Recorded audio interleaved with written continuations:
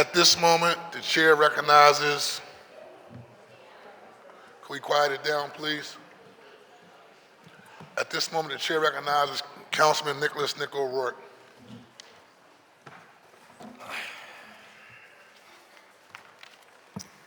Thank you, Council President. Nick, can you speak into your microphone, please?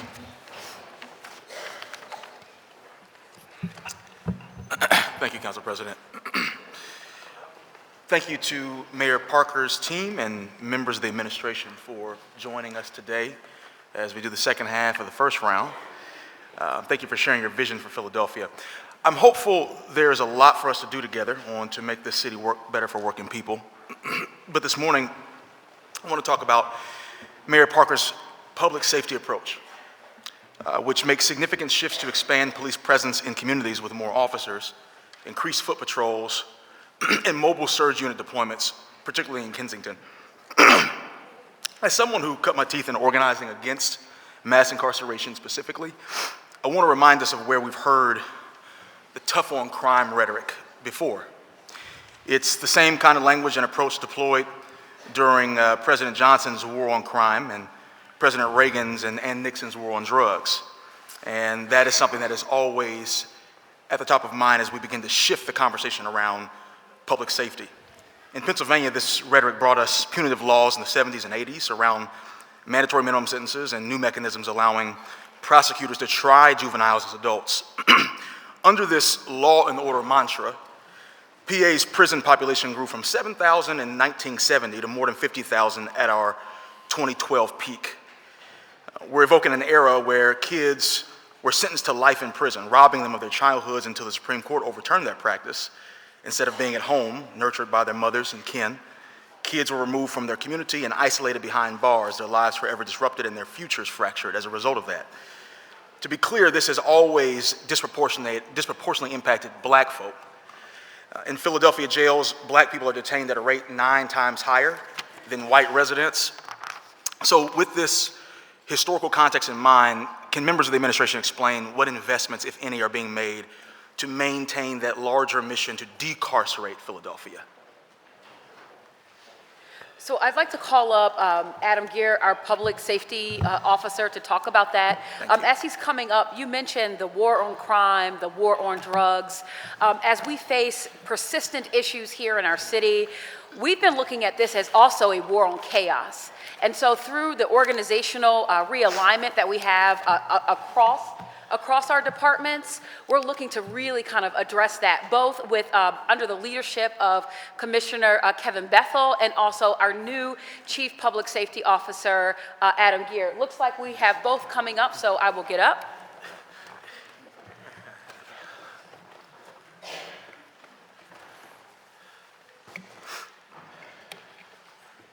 So Councilman, I appreciate the question. And, Morning, Commissioner. And as I tell people, though I've been in the police department, but in public safety, and in my 38th year now. So I've seen the ebbs and flows of all of that. Tough on crime, soft on crime, hug, don't hug, super predator, lock up every child out there because they're coming to get you. But we've evolved now from the person who came in 38 years ago into policing. I think we're much more better prepared and understand the consequences and the collateral consequences of many of the arrests we work. Is there a place for arrests? Absolutely. Are there folks out there who do things in our community that should be arrested? Absolutely.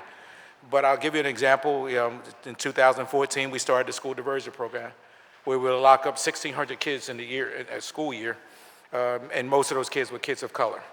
Today, last year was 145 kids arrested in the school district of Philadelphia, and there's been almost a 90+% reduction in that.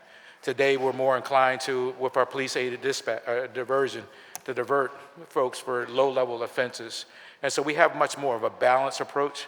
We have greater relationships than we have ever had before. My relationship with the Department of Human Services, I was just talking to Commissioner Ali around the work we're getting ready to do with our juvenile committee that we're creating to start to figure out how we can do frontline diversions for our men and women in the field for our juveniles. And so I think the system is different than where it was before. It's not perfect. Right. But I don't think the department of the day we're going back to zero tolerance wherever that was or is today. I think we're having a much more balanced approach around what our deployments are, really focusing on those folks who really need to be arrested, but also understanding that there's individuals who do need a second chance. And you will find that many of my men and women will embrace that. If I'll take you back to my diversion work, I remember bringing men and women into the room and asking them why they're locking up kids, and I never gave them another tool to do anything different. When I gave them a tool to be able to do a diversion, work with the Department of Human Services and give them, man, they ate it up all day long.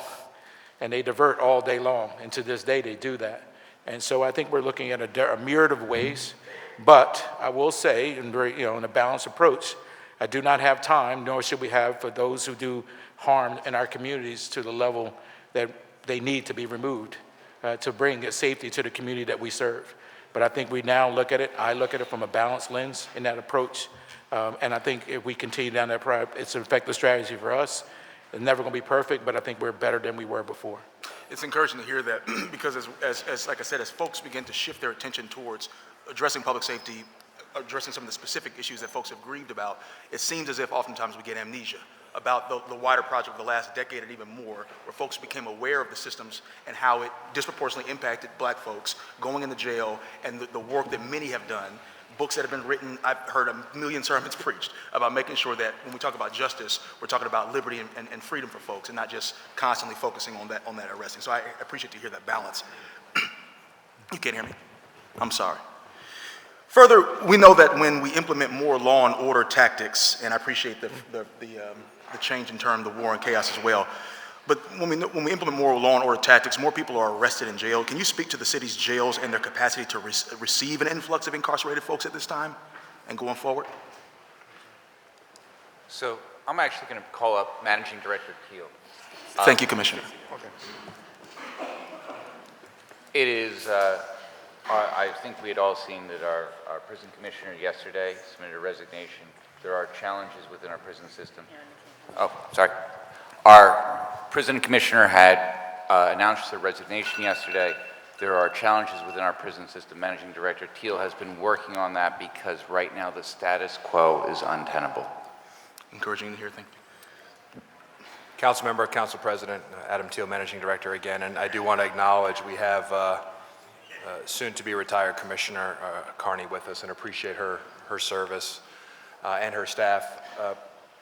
Council Member, there is no question that the Philadelphia Department of Prisons is going to require some work, and that's to basically ensure that we are taking care of properly the current population, as well as any changes in that population that might occur in the future. A lot of this, the need for this is well documented, and I think I want to certainly say that the dedicated women and men who are working in the Philadelphia Department of Prisons as correctional officers, as healthcare providers, all of the other jobs that those folks are doing, it is incredibly difficult work, as you can imagine, and I think those folks, I'm sure that those folks, and of course we recently lost a member of one of our correctional officers last week, they're doing their best with the resources that have been applied. So you'll see in Mayor Parker's proposed budget, there are additional resources, capital investment for the prisons complex, because the challenges are capital related as well as operating related. We are currently doing, with Commissioner Carney moving on, we are doing a national search for a new prisons commissioner. We hope to have news about that soon. We are continuing to work with some outside consulting firms that are very skilled in this area to make sure that we are addressing all aspects of the work that needs to be done. We are looking at providing additional telecommunication services, addressing some of the quality of life factors that have been noted in multiple reports and other documents that need to be addressed to ensure that we are taking care of as best we can that population. And we also, as you heard colleagues talking about, we need to address the entire continuum, not just on the front end. We know that there's more work to do, a continued theme of Mayor Parker's administration, the intergovernmental work. So we know that part of the aspect of this, the Department of Prisons is really kind of in the middle of this. And we need to be talking with a lot of different partners, as we are, about reentry, partners here, and also with our state partners about length of stay in the Philadelphia Department of Prisons and our institutions versus other institutions. So rest assured, we are looking at all of this. Certainly there's a courts piece to it, and we're looking at all facets of this. It is going to take some time to get this entire system where it needs to be. We acknowledge it is not there now, and there's investment in this budget to start to address a lot of those factors. Thank you. Specifically on that, the well-documented capacity issues at the Juvenile Justice Services Center, specifically, what are the administration's plans for handling higher numbers of detained young people if it comes to that? Well, that's another area where there certainly is a lot of intergovernmental discussion with the Commonwealth about how that system works. And so we acknowledge there's work to be done there too. So we're looking at all of this, not just the Philadelphia Department of Prisons, to your point, but also the entire juvenile justice system. Okay, thank you. Several of the PPD's strategic priorities for FY25 are focused on staff, increasing staff levels, increasing diversity in sworn and unsworn positions, ensuring safety and wellness of officers, My understanding was that the first DEI officer for PPD was integral for those strategies. Can you speak on how PPD is shaping up its DEI strategy after the removal of Leslie Morant? Yeah, so I won't speak to a personnel move in this setting, and I appreciate the question, but we still have, we have now an acting DEI, someone in that role, continue the efforts that were put forth before I arrived. I do have a different vision around the work. It's around creating a culture of DEI within the department, so we're leaning in some different directions as we build out our strategy around that work. We will also be doing a search very shortly to have that position replaced. And once we have that position in place, we'll start to move forward in the work that person will be doing in the department. Right now, I have them focused on, we have our non-sworn professional staff who also are struggling in that work, and so we're starting to lean in completely across the entire department. But that is very much a prominent part of the work that we'll be doing, and looking at diversity and inclusion and equity across the entire Philadelphia Police Department. How is DEI being integrated into recruitment, retention, and staff well-being? If you can give more specifics about it. There was a part of that process before I arrived was a review of individuals coming in, the recruitment staff, to make sure that we are hitting our marks as it relates to diversity. If you saw the last class that came in, probably was one of the most diverse classes we've seen across the spectrum coming into the class of the 48 recruits we just received and just put into the field. We're very much seeped into making sure that we have diversity in our recruitment. Some of it we don't control because where the person places on the test, as you already know. Right. But we are very conscious of where diversity plays out in the police department, where the DEI, but one person doesn't create diversity. It's a team, right? It's got to be all of us doing diversity and equity and inclusion across the entire department. And so part of my work is how do we infuse that into who we are as an entity, which means that we have to do a lot of training and education of the executive leadership and across the, as to understanding what your role and responsibility when you're bringing people into the field. So I'm looking to be a much more broader approach and a more inclusive approach around what DEI means to us as an organization. I mean, we're been at it for a long time, and so we definitely have to be very patient and also manage expectations of what that role does and can do in our organization. Thank you. It's time. That's time. It's time. Yes. Commissioner Bethel. And just a small follow-up with Member Rourke's line of questioning regarding a comprehensive approach. You just received $100 million to focus on the issue of trauma, but your officers will teach and support young people who you encounter who are impacted by trauma. We know when it comes to gun violence, right, hurt people, right? And so just elaborate on what that grant and how the grant is going to be utilized and so forth. Yeah, thank you for the question, Council President. So $1 million DOJ grant. I was Going back in 2017, became very much interested in a program called Handle with Care. It was started in West Virginia in 2013, in which the police department came up with a concept of when they went into encountered a child or a young person who's been exposed to some type of trauma, that they would then alert the school district to allow them to know, what's going on with that child. They won't give them the particulars, they're not be able to share that, but they would say Kevin Bethel may have been involved and saw a significant domestic incident at their home, that something happened at the house, that when your child walks into school, that teacher, the counselor, the school would be able to see that child and maybe do a check-in with him or her to see if they have any needs. As a result of, fast forward 8 years later, during my time as chief of school safety, an opportunity came forward to be able to apply for a grant, and we won that grant. As a result, we said, where will we most focus our efforts? We looked at 22nd District because of not just its high level of violence. I mean, as I shared, back 2021, we had 70 homicides and almost 300 shootings in a 4.3 square mile area. So we already knew that we had children being exposed to high levels of violence, and then you add on the other layers of violence, whether it be domestic, all of that, and we had 15 schools that we thought we could have a very directed approach.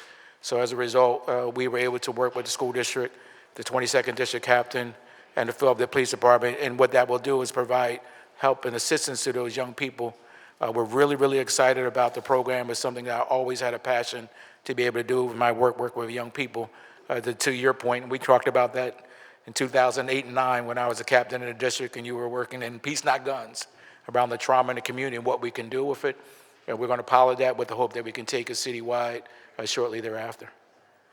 Yeah, thank you for that feedback. I think the trauma component is a very, very significant component of getting to the root causes of how young people respond when they're seeing their friends and family members being murdered in the streets of Philadelphia. So when I saw that grant, I said, okay, this is obviously taking a different approach when it comes to getting to the root causes of the retaliations that we're seeing. I think it goes back to what our conversation is a decade ago, right? We know that a child, I shared a story yesterday, somebody very close to me who was in a domestic and their mother was being brutally beaten and have to go to school and sit in a classroom worried whether your mom is going to be harmed or not, and what that does to that person trying to be educated in that moment.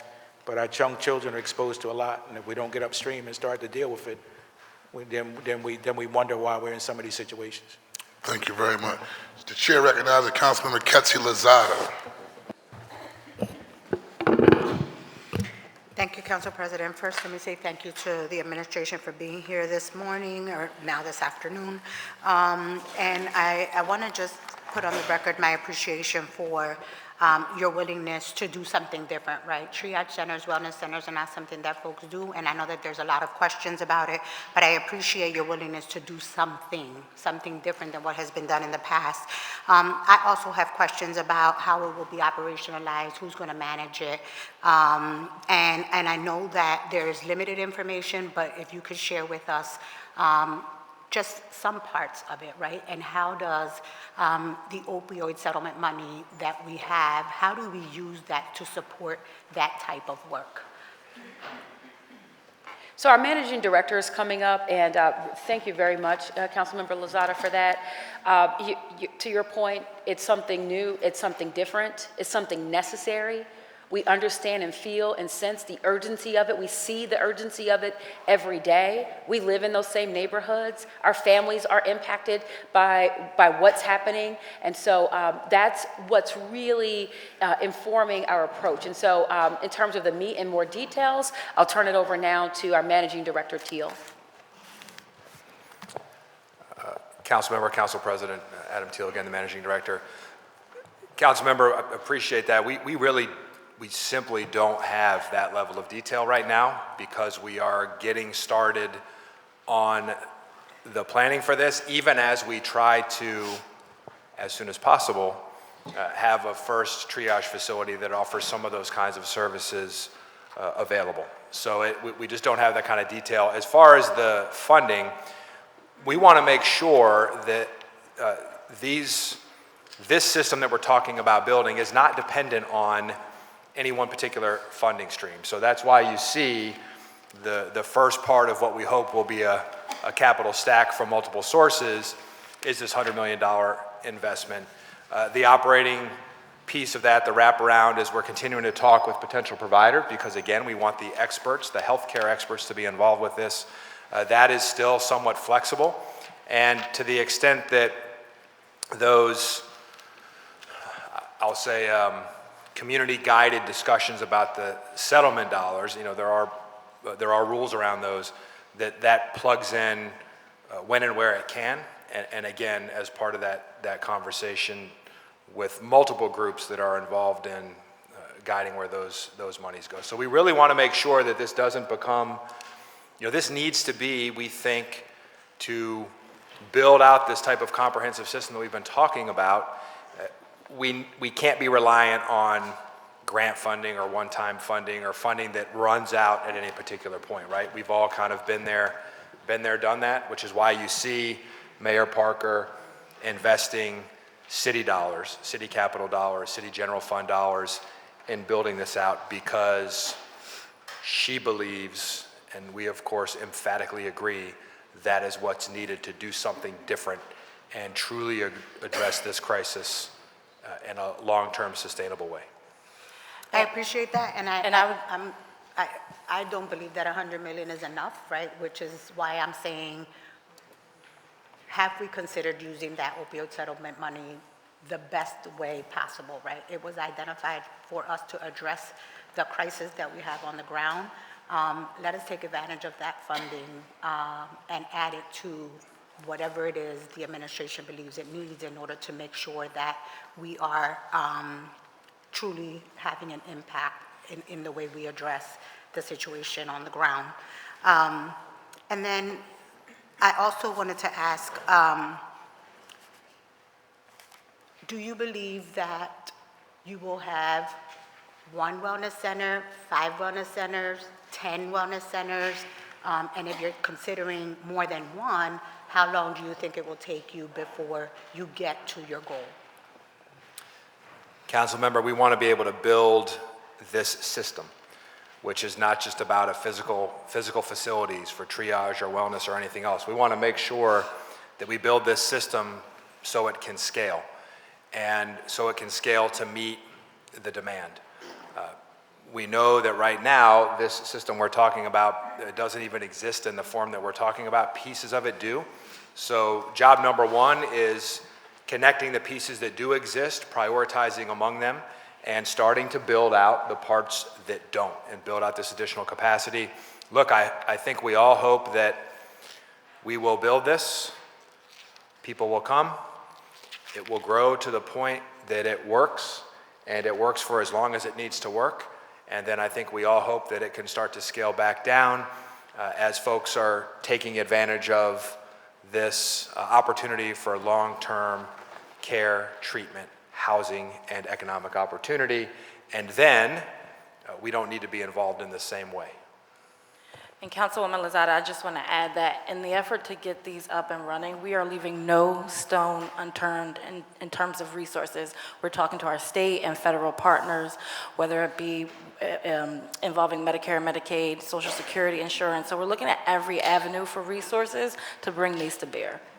I mean, I agree that we're going to need everybody, right, in order to address what is happening there. I'm just curious about if we're having one or more than one, right? Because we talk a lot about this being a citywide issue. Yes, the epicenter is in the Kensington community, and I appreciate the administration's willingness to prioritize the Kensington community, but as you've heard from my colleagues, that they are experiencing this in their neighborhoods too. And so as we're talking about it, I was just interested to know if you all were considering doing this in more than just one neighborhood, right? Councilmember, I want to make sure we absolutely answer your question. We are considering this in more than one location because we think that is the need right now. It is too early to say exactly where because we are still doing due diligence. You heard we're looking for resources everywhere. We're looking for possibilities everywhere. I appreciate that. Thank you. As we work towards restoring the quality of life in Kensington, Councilmember O'Rourke mentioned that there are people who will be caught up in the system as part of us restoring quality of life. Are we working with our prison systems? Are we talking to those who are currently involved in the underground economy on our streets right now and engaging them in, hey, this is coming, right? This is no longer going to be tolerated. Here are workforce actions.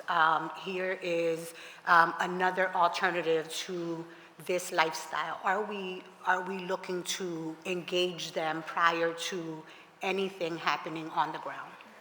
Councilmember, we are certainly always doing that work within the Philadelphia Department of Prisons, and the other outreach, I want to ask Adam Gear to.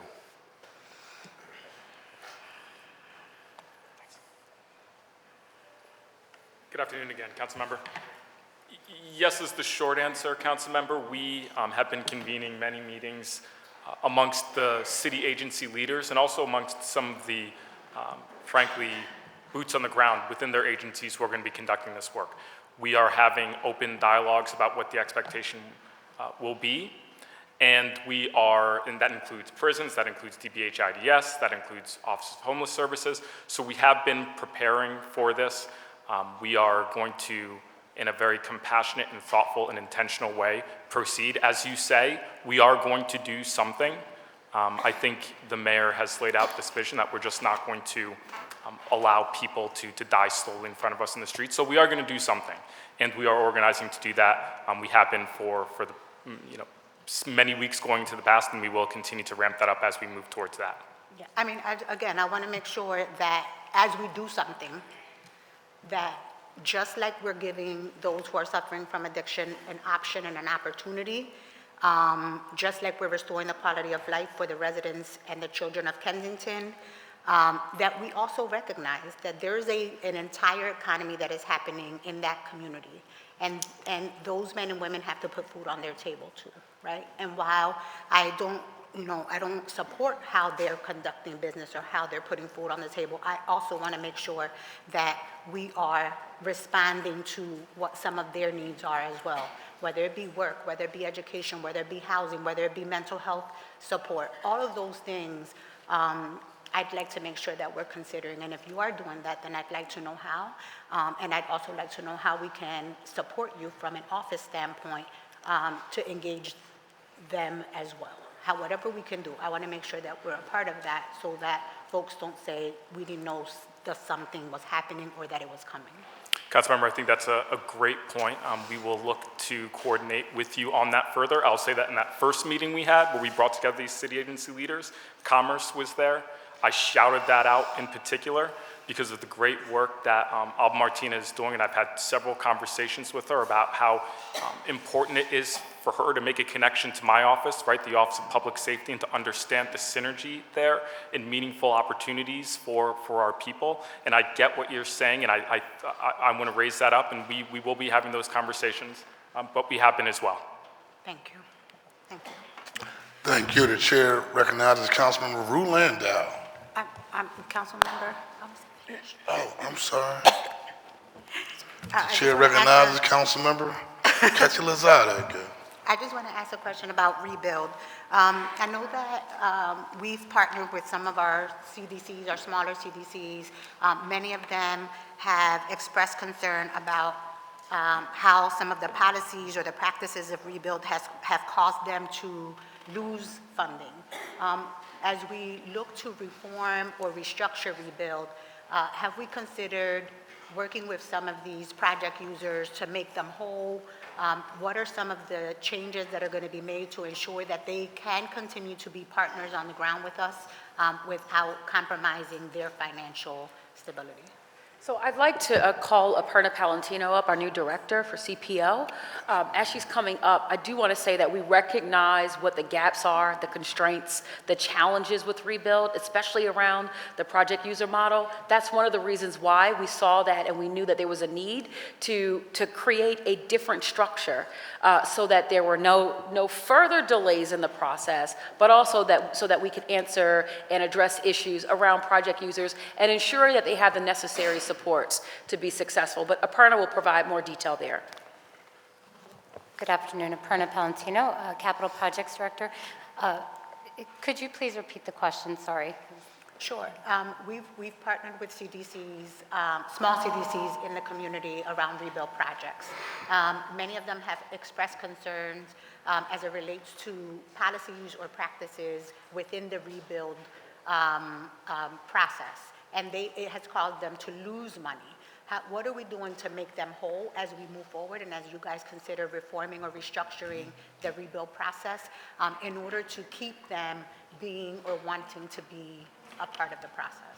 Certainly. Thank you for your question. And I have spoken with some of those project users very recently and understand the challenges that they're facing as a result of the structure. So we are working with them to see how better to support them in typical construction practices that are required for municipal projects. A lot of them come from very different backgrounds, affordable housing, et cetera. So there are a lot of additional challenges when it comes to a project that has to be done in this structure. Where we can, we are actually assisting them, giving them opportunities. Under the new office, we'll have more staff that's familiar with all different types of facilities, so we can offer those supports in how better to manage their consultants, their contractors, where we see pitfalls that they may encounter based on our experience on projects. So it's as it stands now, it's really to offer some additional support in the process to be able to bring the projects to fruition. But some of the money that they lost was as a result of our current policies and processes, right?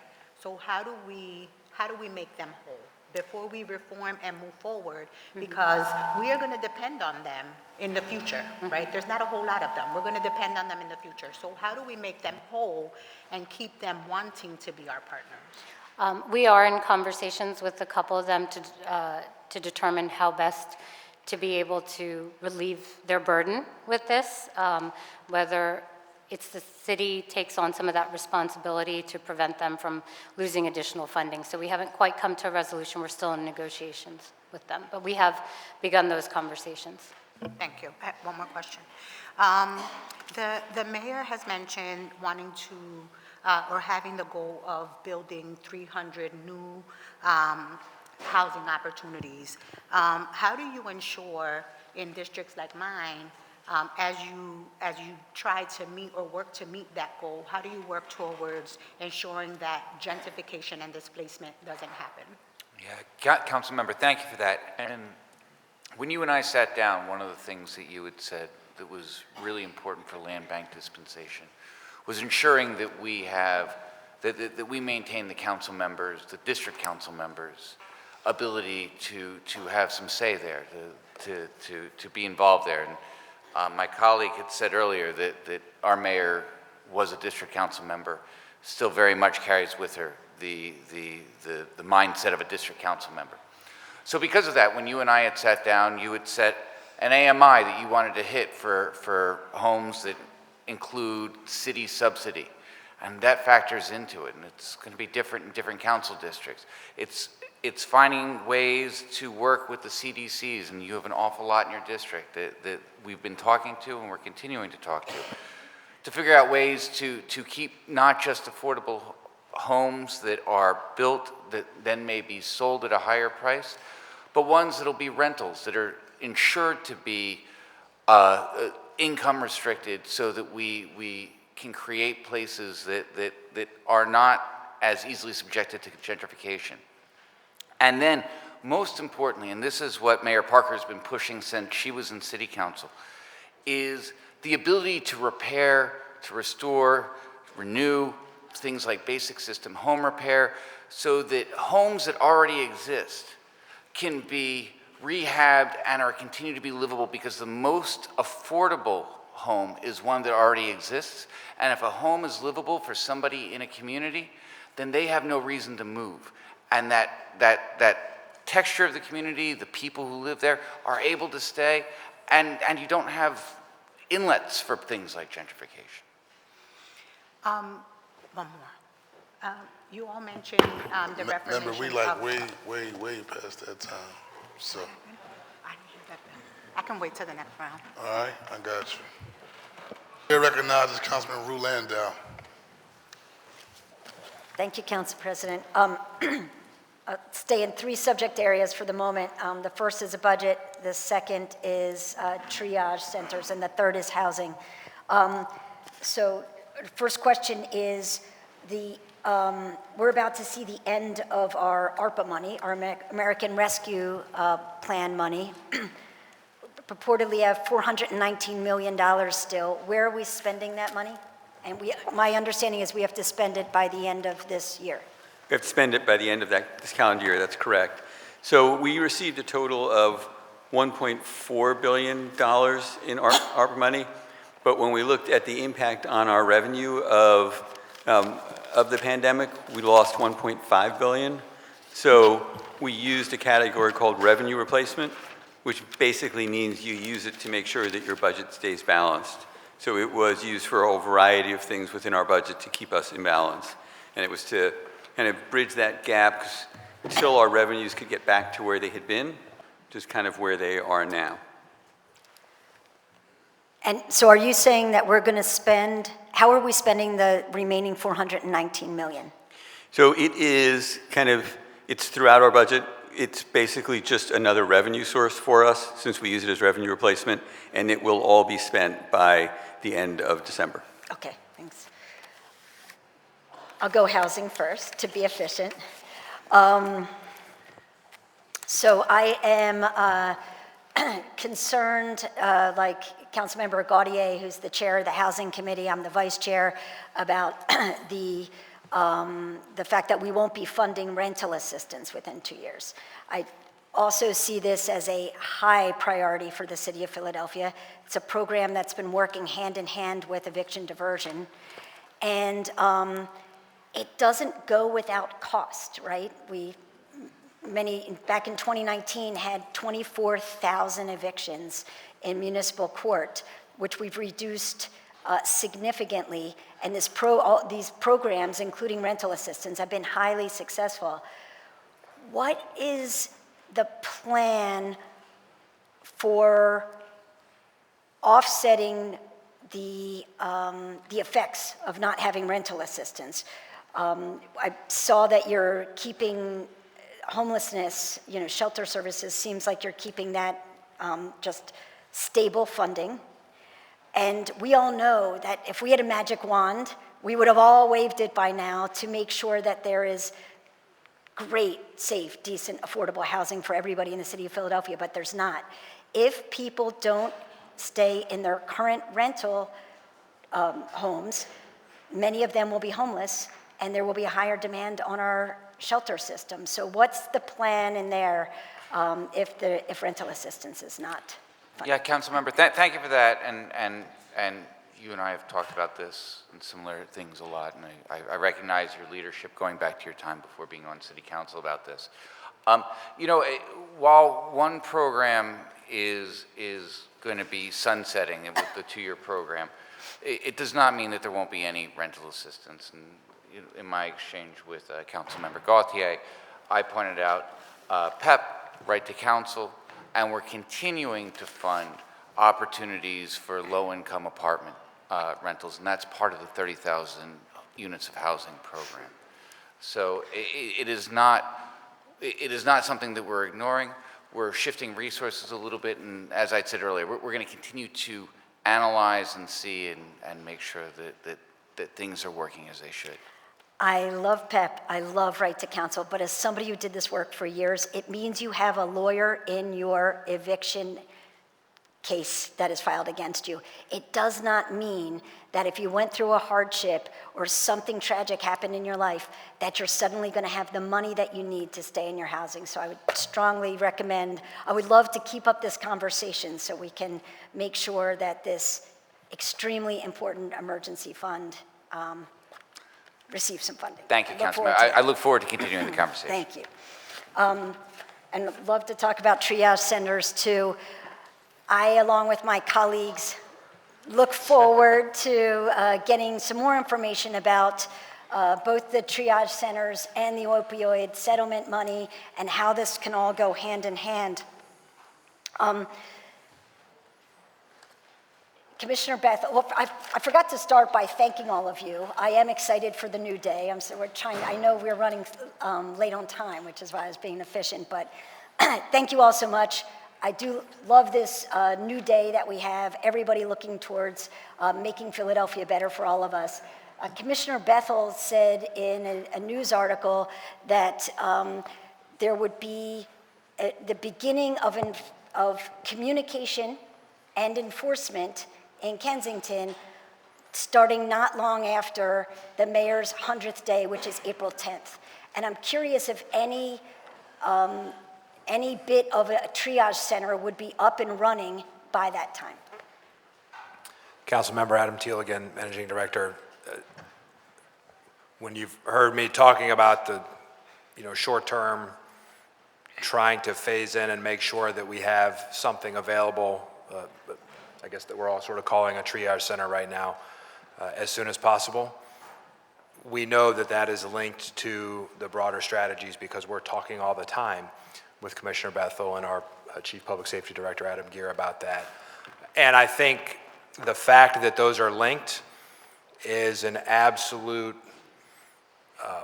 testament to Mayor Parker's vision and our clear direction that what we are doing in the future continues to be compassionate, dignified, and safe for the folks who are involved, as well as the communities around them. So those are definitely linked in our broader strategy, and that's why we're, on the one hand, we're moving fast to kind of get the first piece in place while we talk with all these different groups that we've been mentioning about how to build out a broader system for the medium and long term. We look forward to working with you on this.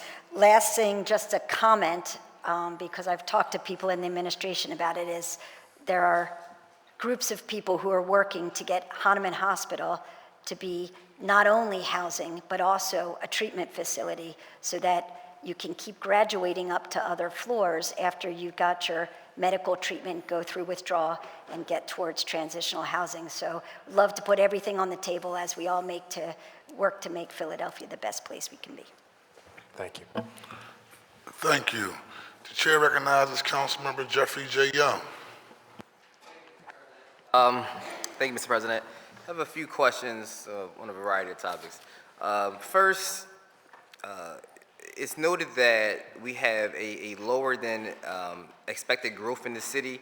So I noticed over the 5-year plan, there was a reduction of $300 million from the fiscal year 25 through 29 5-year plan versus fiscal year 24 to 28 5-year plan, right? And given that reduction, we are slated to have essentially a 1% fund balance at the end of fiscal year 29. And so, and I know our city continually has a goal of having a 6 to 8% fund balance. However, the national standard is 17%. So with the national standard being 17%, our goal is typically 6 to 8, but in reality, based on these numbers, in fiscal year 29, it'll only be 1%. Could you explain to us why is this good fiscal prudence? Yeah, and as I said earlier, part of this is really there's a trade-off here, and this goes to part of why we use 6 to 8% instead of 17%, because we are a city with a relatively weak tax base and needs beyond those of most of our peers. So for us, our fund balance is going to probably be lower than our peers. We're facing a particularly challenging time over this 5-year plan in that, as you said, we have $300 million less in revenue than we expected in last year's plan. We have our ARP money going away, and we have a balloon pension payment in the last year of our plan. We also know that there are really essential investments that we have to make, and that those investments are key to having the city thrive in the long run. So we're making those investments with the anticipation that we will see growth in the future, that fund balance we're seeing late in this plan will start to grow. We know, for example, that our debt service goes down by over $200 million in FY30. We also know that we build up our rainy day fund through the course of this plan, that it'll be at, we're showing that at $265 million, so that the combination of that rainy day fund and our fund balance is more like 280, still lower than we want to be, but not as low as the 14 million. So there are kind of a number of factors that go into why we think that what we're proposing makes sense. Thank you. And how does this deviation from the standard and this projected lower fund balance affect our bond rating and future borrowing abilities? Yep, so we've had conversations with the rating agencies already, kind of walked them through what we're doing, explaining why we think it's prudent, explaining why we think this will help us grow in the future, and why we think it means that in the long run our fund balances will look healthier than they look like in this plan.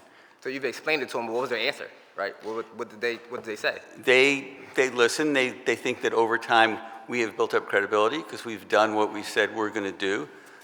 So they listened to it and thought that kind of what we were proposing made sense.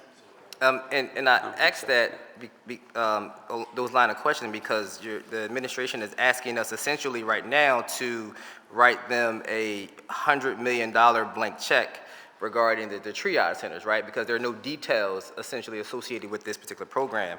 And along those same lines is, with this $100 million, we, as Councilwoman Rue Landau pointed out, this 5-year capital budget, allocates more money to the zoo and to the art museum than it does to homeless services as far as capital dollars, right?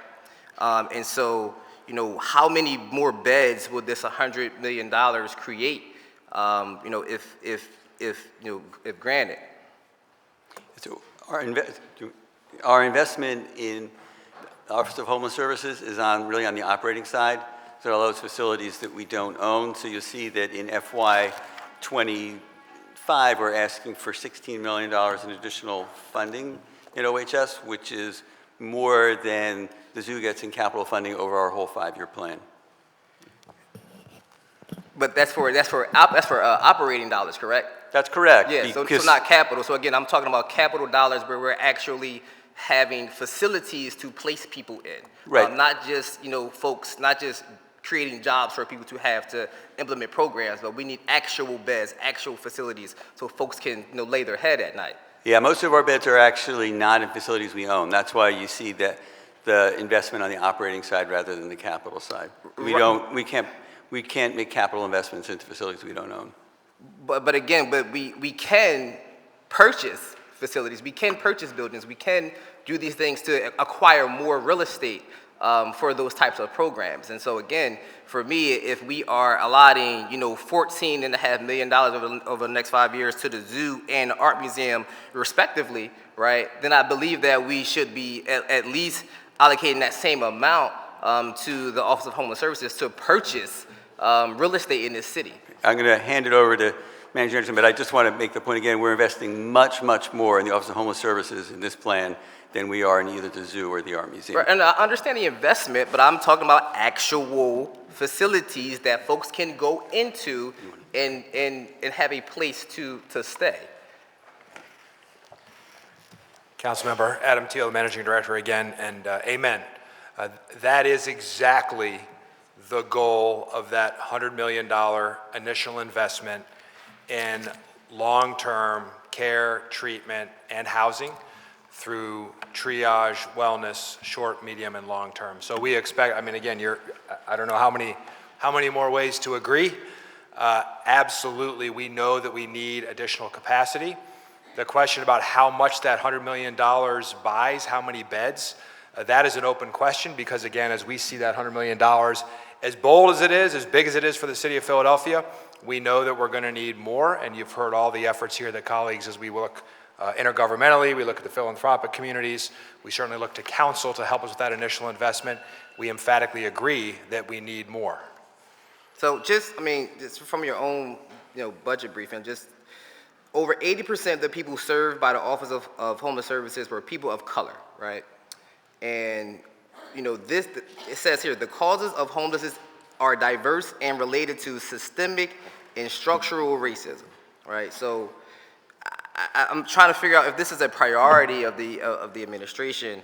Again, why is it, and understanding that what Councilman Rue Landau said when it comes to evictions and things like that, we note that the overwhelming majority of the demographic that is affected by evictions are black women, right? And so we know these things, but it doesn't seem like we are putting our dollars to the areas that would affect the systemic and structural racism that's in the housing.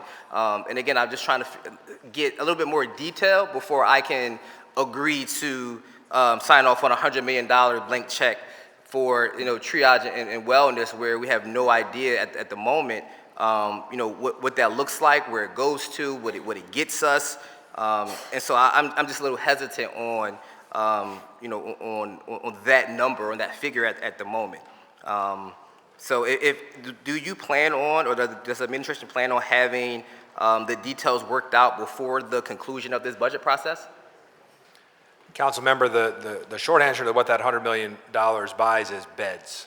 So that is how we're going to get more capacity into this entire system for triage, wellness, long-term care, housing, and treatment.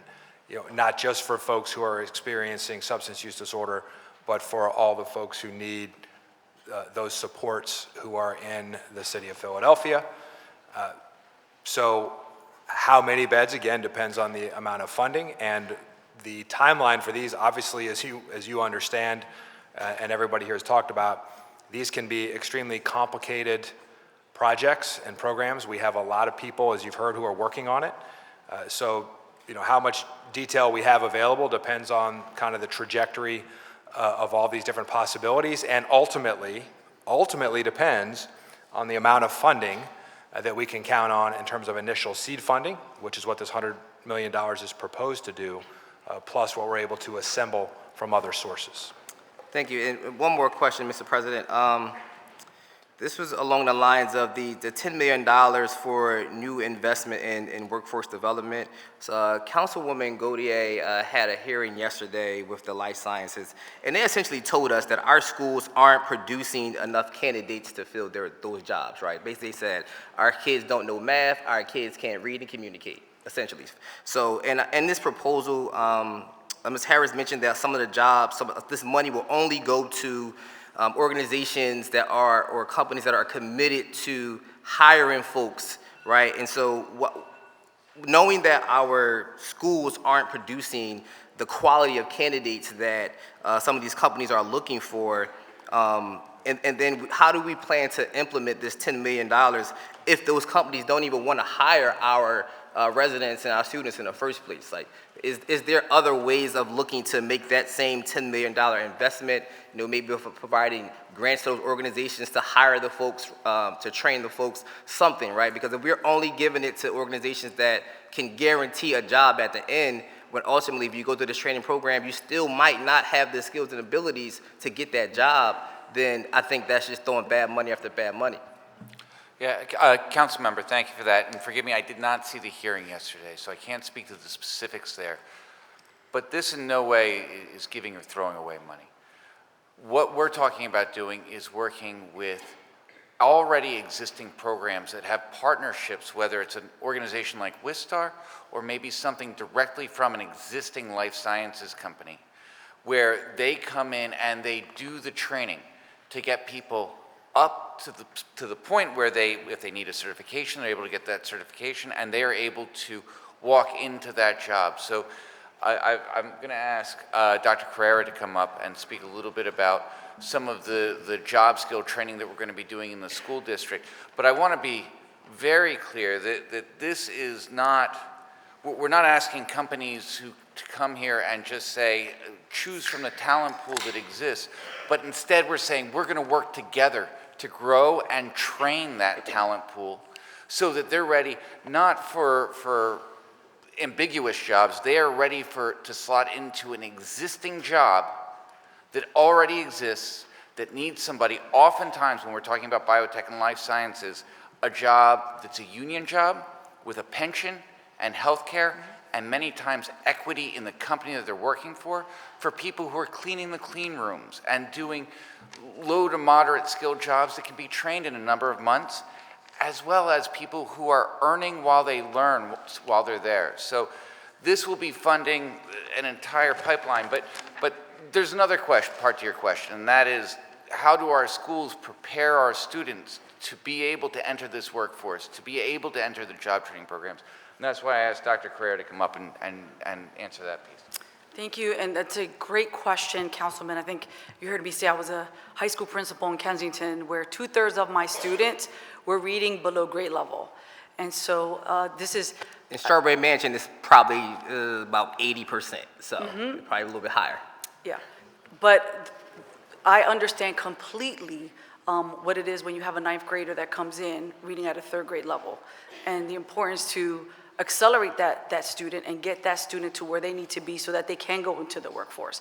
What this municipal college is going to do is we are going to work strategically with the school district to really look at what are the gaps, what are the skills that the students are lacking in that they need, and what can we do to accelerate. So we have to work with the school district, we have to work with the business field, we have to look at our CTE workforce. We're looking at in our office, bringing on someone to do the career and technical education, to look at that landscape, to look at that workforce, because that's a whole other pathway that is very critical, because while these programs, barbering and culinary, are great, we need to have kids exposed to solar energy, green jobs. And if our community doesn't know that these jobs exist, if our students don't know that these jobs exist, then that's not gonna work. I cannot speak for the school district, and I know they'll be here, but I was at the state for 3 years, and we know there are some science standards that are coming down, the steel standards, that are very rigorous, that districts are gonna be expected to implement and support students to ensure that exactly what you're saying, that kids have access, right? When we talk about equity, it's about access. If our kids are not exposed to it, then they're not going to get it. And then important as well is preparing our educators to teach these concepts so that our students can go into these jobs. I agree with you. I think you're preaching to the choir, talking about access, things like that. I understand completely. I think that, we always talk about strategize and strategic, and we use these words, but essentially the employers themselves told us what they need. So they need our students to be better at math and to be better at communicating. And so by knowing that, we should place those dollars directly into the place where the employers are telling us we need that investment to be made. I just think that having all these, other, work skill programs is just another way. I mean, honestly, I'm gonna just say how I feel. I think it's just another white collar patronage positions that's gonna fund, that this money's gonna go to, right? And not going to the students that need that money. And so I think we have to really, really reevaluate how we direct resources to get the outcome that we're expecting. Council member, if I could just jump in really quickly. I hear you, the administration hears you, and I think the mayor really agrees with a lot of the points that you're making, in that oftentimes what government does is we jump in and we say to the private sector, to the business community, to workforce development, here's a solution we're going to give you, whether you want it or not.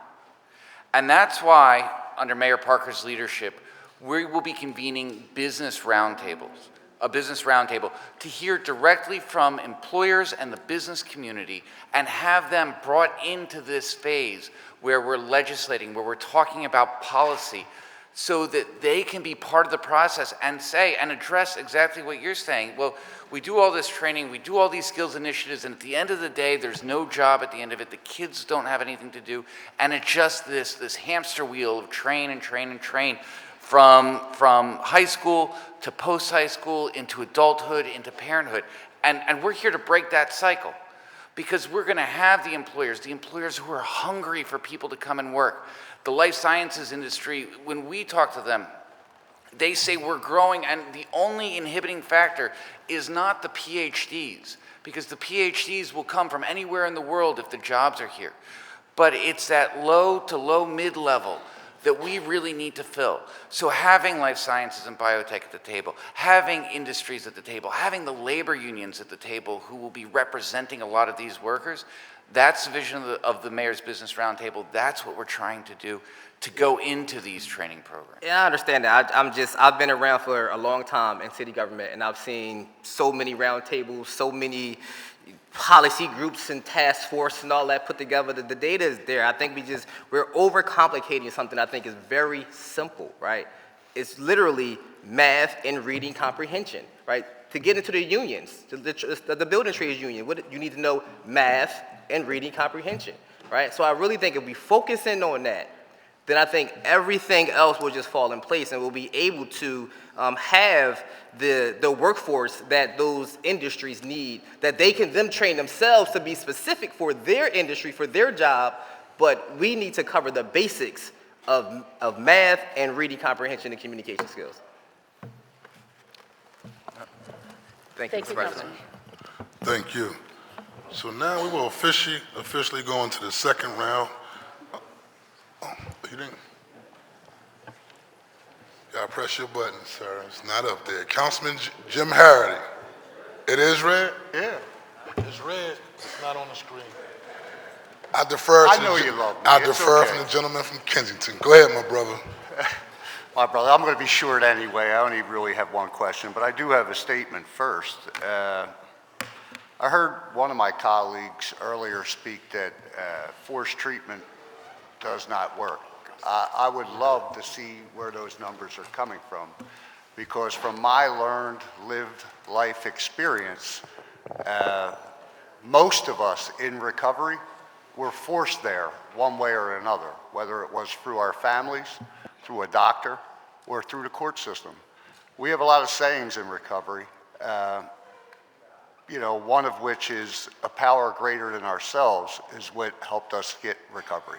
Because the first step is admitting that you are powerless over that drug and alcohol, okay? So sometimes we need somebody to start that process for us. And that higher power, as I said before, can be a judge, and a lot of times is a judge. If you talk to people that got recovery during the crack epidemic, they'll tell you, I don't get sober if the judge doesn't send me to jail. I got sober because of the programs that they had in that facility. And again, some of us don't know that we are at that final stage. In other words, we don't know that we're ready until we have that moment of clarity. And we will not have that moment of clarity until our head becomes a little clearer. And that takes time. It takes a lot of time for the people that are facing this stuff out there, because the mental capacity that they have is not there. They are, as I've said before, a threat to themselves and to others. So we have a moral responsibility to do whatever we can to try to save those people's lives. And reality is that some of us don't go willingly. And that being said, my question is actually about the Parks and Rec system. Being an at-large council person, we travel around the city fairly regularly, and I'm at a lot of the different rec centers in the city. And I know we're in the middle of rebuild, and a lot of these are getting rebuilt. But you can kind of see the disparity of centers, from area to area. I've been to some in some of the lower income areas, such as mine, that doesn't have half the programming that other areas have. I've been to some beautiful facilities in West Philadelphia and stuff like that, where they actually have e-games and computer labs in their facilities. And my question really is, because the mayor's thing of equal opportunities for all, how do we plan on rectifying those services in all areas of the city so that every kid gets the same chances that every kid in every other neighborhood is getting. I mean, you know, it doesn't sound like much e-games, or they're playing video games, but the fact of the matter is that these kids are now getting Division I scholarships for e-games. They can actually make money at this. And, you know, I feel, you know, I always give an example. I got a 300 and something pound 14-year-old at home. I would love him to play football, but he doesn't want nothing to do with it. But you give him a computer and he can do whatever the hell you want. We need to start getting to these kids in what they want to be, not what we want to be. And I believe that is through diverse programming, maybe thinking outside the box. Also, maybe building them 2 stories where we have a rec center on 1 floor and a computer lab, recording studios. Let them learn how to get it out in words. And e-games. I mean, this is all stuff that they're into. And, you know, the thing is, if you want to get a kid, you got to give them what they're into in order to get them. So I'd be curious to see how you're going to try to rectify some of the disparities in some of these rec centers. Thank you, Council Member. As I open, I'd like to call up our Commissioner, Susan Slauson, to provide more detail. We completely agree with you. I should not be able to go to one zip code and have a certain level of quality of programming that's different or lesser than other areas of the city. And so whether it's e-gaming or esports, we believe that we have a social responsibility to all of the students, to all of the youth that we serve throughout our system. It looks like we have our Chief Managing Director, Vanessa Garrett-Harley, who will take the rest of the answer to that question. And as you are aware, Parks and Recreation sits within her portfolio. Good afternoon. I'm sorry. Our Commissioner Sue Slauson had an emergency today and is not here. Councilman Haggerty, that's an excellent point that you've made. We do need to take the children what they want. That's the challenge that we're facing right now, because we can't continue to do things the way we used to do them. I say to folks that children are different. Having done this work a long time, are different now. What their interests are, how we appeal to them does have to be different, so we're going to be working really hard to figure that out. I can tell you that Commissioner Slauson is very, very focused on the individual neighborhoods. Neighborhoods in Philadelphia, we all know, are different. What works in one neighborhood doesn't always work in another. Certain rec centers have some programming that others don't have. We'll love to get to the point where we can make sure that all of those programs had that. The e-gaming is relatively new.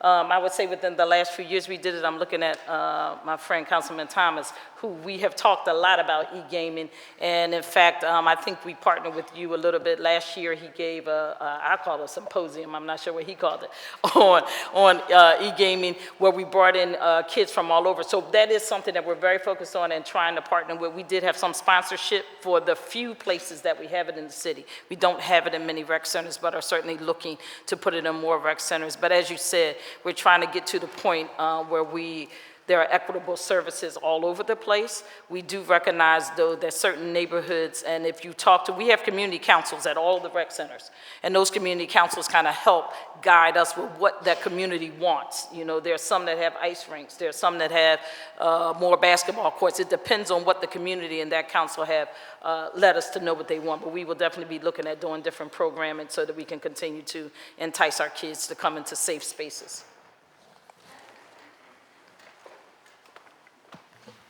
Anything else, Chairman Harris? Mr. Harris, anything else, sir? I'm good. Okay, I will save all right. the rest of my questions for the next. Yes, sir, my friend. Now we're in our second round. And also just a addition to this round, if members have questions regarding the other 2 items for the afternoon, which is the office of the mayor's office, as well as the Department of Labor, you can intertwine and ask those questions during this round as we finish up this half of our session. I just had a couple brief questions before I turn it over back to the members.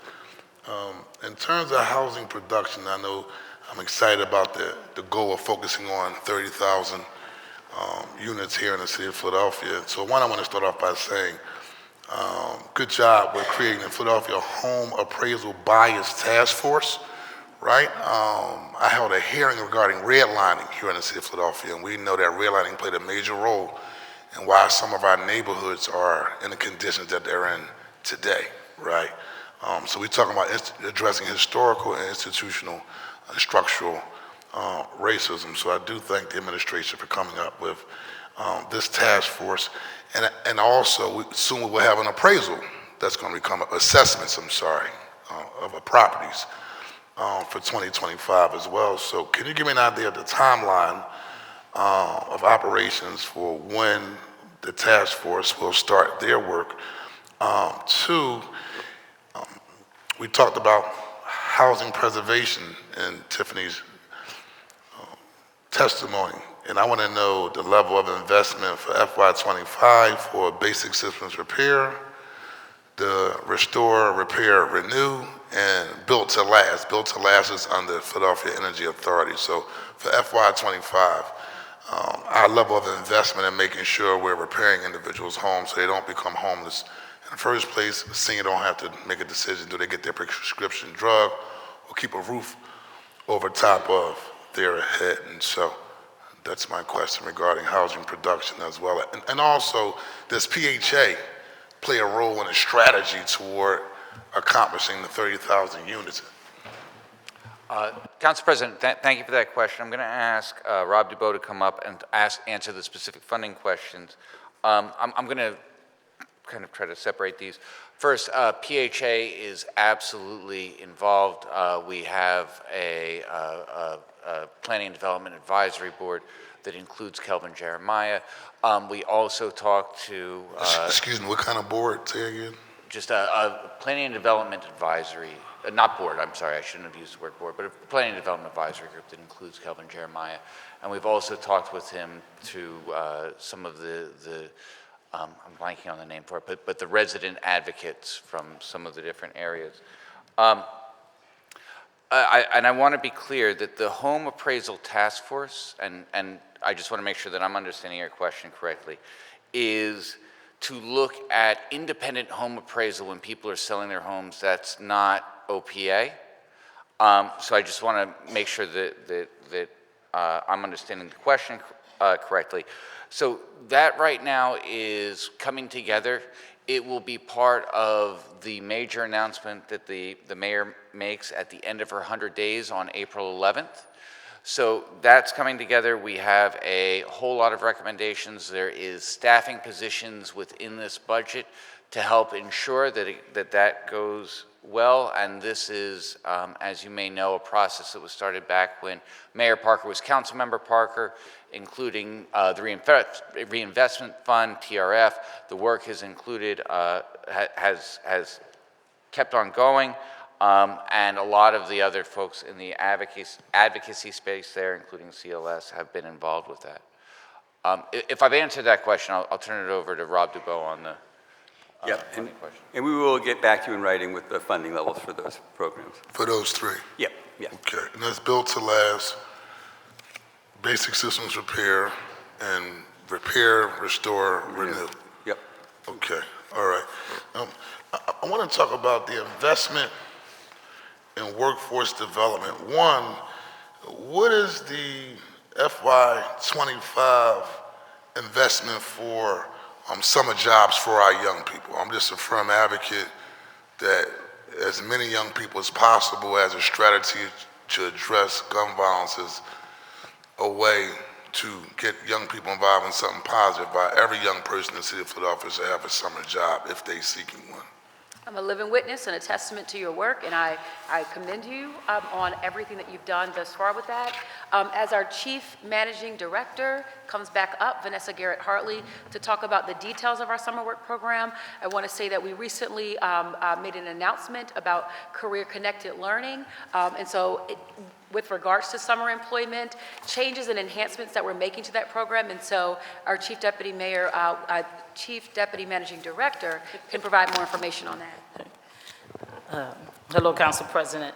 Our summer employment, previously known as Work Ready, we have now changed that model. I believe enhanced it so that it will be much better. We're calling it Career Connected Learning, or C2L. You will see C2L PHL. For Philadelphia is what we are calling it. This summer, the investment from the city is a little over $12 million. But we are working very collaboratively with Philadelphia Works and they have invested a pretty significant number of millions into the program as well. We are also partnering with the school district to make sure that it works well. What we're looking at is 8,000 jobs over the course of the summer. We have 8,000 slots that we will do everything we can robustly to make sure that young people are able to fill those slots. And I'm happy to say for the first time, we have 2,000 slots that will go year-round into the school year. So the young people who are getting internships or anything else can get paid. We're doing the payment thing a little bit different this year. Typically last year, I think we did hourly wages somewhere around $11 an hour. This year, we are doing a stipend, although the young people will get that stipend every 2 weeks so that it looks like a paycheck to them. The reason it is different, it allows us to streamline some of the administrative and paperwork processes that we would have to do. It also allows us to employ some young people where it was more difficult to get the documentation that they needed. You don't need the same level of documentation if it's not done, you know, as a regular employment status under the IRS. So we're doing it as stipends in that way, and they actually walk away with a little bit more money in their pocket at the end of the 6-week period because the taxes that you pay on it are different. Now, while you will get issued a 1099, most of them will not meet requirements to even have to file on it after the fact. So we're excited about this year's opportunities. We continue to have a robust number of providers. We have a new intermediary. The intermediary this year after a competitive posting process was selected, and that's JEVS, who will be working with the young people. But we, particularly the 3 partners I named for you, school district, Philadelphia Works, and the city are working very, very closely around this to make sure that we fill it, and we'll be asking for your help. I'll be contacting your office. April 27th, I'll just say, we have a resource fair at the convention center. Any and everybody can come out. We'll be asking you to send your networks, to send your young people. We'll have all kinds of vendors there that talk about all the summer opportunities in the city. But in particular, we will have municipal ID there for young people that have no form of ID. They can get the city ID there, and also we'll have the summer employment. They can actually sign up for jobs just in case anyone's having a problem navigating the computer or database system to apply. What was the FY24 commitment under the last administration for youth summer jobs? Do we have that number? Just want to see an increase, or it's flat? It did increase a little bit. It was a little less than the 12 million off the top of my head. I'm going to say it was around 10. I could be wrong. I'll get you the exact numbers. I will Is say Rob that still around just for the actual number for the record? We will Okay. definitely get Just that want to to you. have that just for the record. Yes. And I do want to give credit where credit is due. Obviously, this was an issue that Councilmember Thomas, I remember, was going to host a hearing regarding young people getting paid, right? And so I'm glad y'all changed providers, and hopefully young people aren't, well, with the new provider, they aren't facing the same obstacles around. I mean, they wanted to riot. I'm going to call Commissioner Bethel because I come outside, they like, y'all going to get these kids their money. But we're looking for security, sir, some police support. No, but in all seriousness, I'm glad that we right-size, new organization. Young people work all hard during the summertime, and then when it's time to get paid, it's like there was a reason why they wasn't getting paid. And so I do thank you for going back to the mat, kind of restructuring and changing things under the leadership of Councilmember Thomas, staying on top of that issue. And so just want to thank you for your hard work and your dedication. My last one before I turn it over to the members. There's a $10 million investment to support workforce development, apprenticeship programs led by partners, building trades, other unions. I've been here before, since Paul Levy was around, the building trades in the school district. Then recently, former Council President Darrell Clark, the unions made an announcement that they're partnering with the school district. Has that partnership been evaluated to kind of see where we're at in terms of making sure that we're getting young people into the pipeline, into the trades? And then also, in terms of the $10 million investment, like what does that look like? We currently have schools such as Youth Build and Orleans Technical Institute in the city of Philadelphia right now. And I'm inspired that our mayor is saying, okay, I'm gonna make this investment, but I also pay attention to, we already have 2 schools right now that don't even have a pipeline into the trades. And so I know under this mayor and using the bully pulpit and the relationships to get everybody around the table, that even schools such as Youth Build and Orleans Institute added. We're not even talking about the school district. We're just talking about the two very premier trade schools in the city of Philadelphia have an opportunity to participate in the high-quality job opportunities that the trades have to offer. But with this $10 investment, what does that look like? Like, I know about the Sam Staten Senior Apprenticeship Program. Is that getting the whole 10 million? Or like, what does this look like overall in terms of making sure our young people really have a real opportunity to participate in this process? And then I also want to add the caveat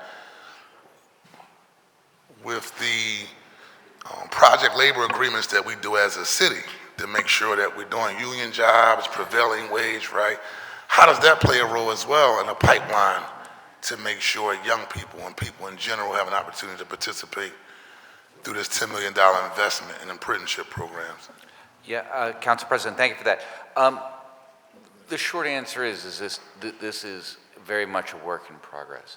I also want to call out the Carpenter's CARP program, as well as others.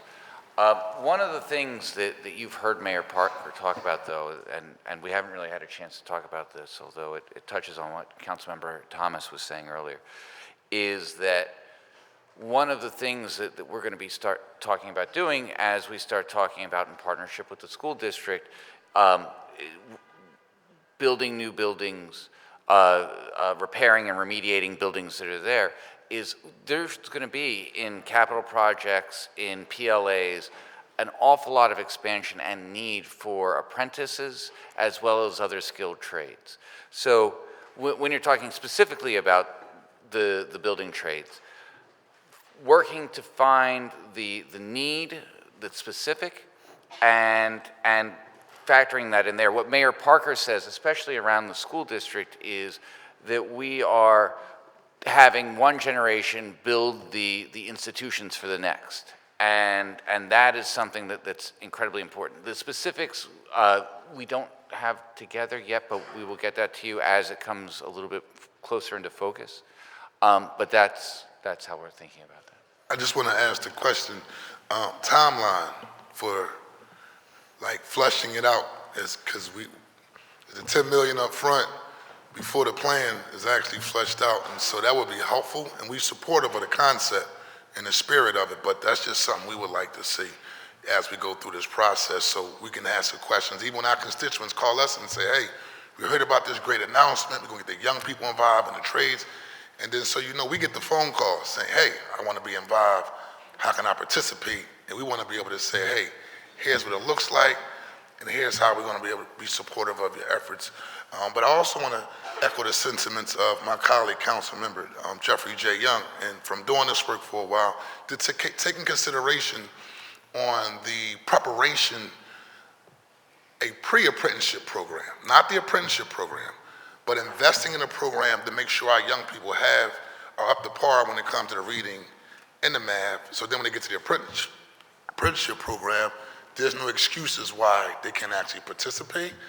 I know State Representative Jake Wheatley from Allegheny County, he has a program over there that kind of models how we can shut down that whole conversation that either they can't pass the urine or they can't pass the test, right? As the way why we can't have a seat at the table. Been doing this for a little bit, and so it's a new day. We want to do some things differently, even with our friends, right? Because at the end of the day, it's about making sure if we want to address poverty here in this city, everybody has to have an opportunity to have a seat at the table, regardless of their race and or background. And so that's the position that I'm taking, and want to be supportive of these efforts. Devil's always in the detail, but if you can take that in consideration in terms of some ways on how we can support our young people to be highly prepared when it's time to get that opportunity to get into the trades. Absolutely, and you actually took the words right out of my mouth, Council President. It's we hear Councilmember Young loud and clear. For us, it's not an either or, it's a both and simultaneously, because we of course, we absolutely have to address the mathematics and the reading comprehension issue. We are not ignoring that. We're certainly also not asking for a blank check. What we're saying is we have a framework in place. We've worked internally, right, with OHR, with CAO, to identify existing programs, existing pipelines. But the challenge is, as you were explaining the different programs, right, one of the things that I saw, and that we see is it's siloed. So what we're looking to do is to break down the silos and bring them all together, so that, again, and Mayor Parker always says this, so that we're ensuring that our babies, they don't just have a piece of the pie, but they have access to the full loaf, whether they want to go into trades, aviation, community engagement, that we're giving them an array of opportunities. I didn't learn about programs like human resources or AI until I got to college. I was already behind. And so what we want to do is we want to start in the high schools. That's why we want to bring the school district in, so that when the students come into the program, they already understand what the options are. And we're giving them, while we're addressing mathematics and reading comprehension, we're also accountable to students as well, and ensuring that they're fully read into what the other opportunities that exist. That's what's up. So it's a both and, not an either or. Absolutely. And just one last part, just in terms of the approach, just making sure that we're supporting our public charter schools as well as a part of that conversation, to make sure that those young people have a seat at the table, because they're all our children. And so the 10 million is just not the building trades, it's the building trades plus That's correct. other industries that will be a part of recruiting young people separate from the building trades. Is that correct? That's correct. Okay. Could I just add one other thing, Council President? It's not just children out of high school. It's adults who are looking to upskill. Okay. To get, whether So it's like a pathway reentry, union people job. coming home from prison, correct. want to get their lives together. Okay. Maybe somebody who's been working a close to minimum wage job, who doesn't have a career, who doesn't have a pension, who doesn't have health care, who wants an opportunity to have more of a career-minded focus, and the revenue and all the other ancillary benefits that come with it.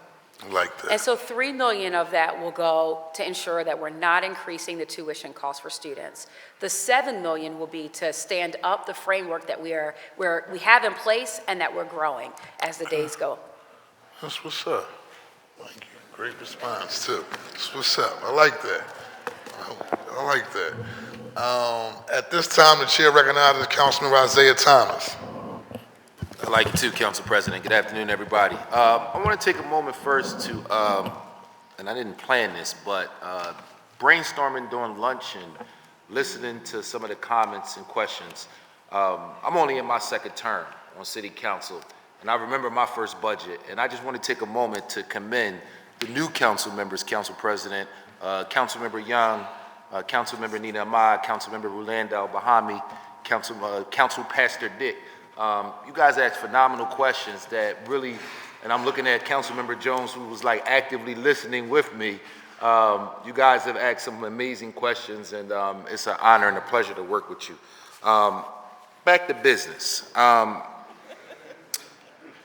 Number one, I listened to Councilmember Young specifically talk a little bit about numbers. He talked about the national average being around 17% of what's recommended in your fund balance. Ours currently is around 8%, and your 5-year plan has it at 1%. I sat in a different seat on a Zoom call when we did this before, and you all told us that in order to put us in a position to see some type of economic growth, that it was ideal for us to cut taxes so we can see, and so businesses could plan what it would look like over 5 years. If my memory serves me correctly, we just had somebody in these very same seats a couple weeks ago, a gentleman by the name of Paul Levy, who came and testified to us earlier this month about concerns, right, asking us for our vote, first and foremost, and then communicated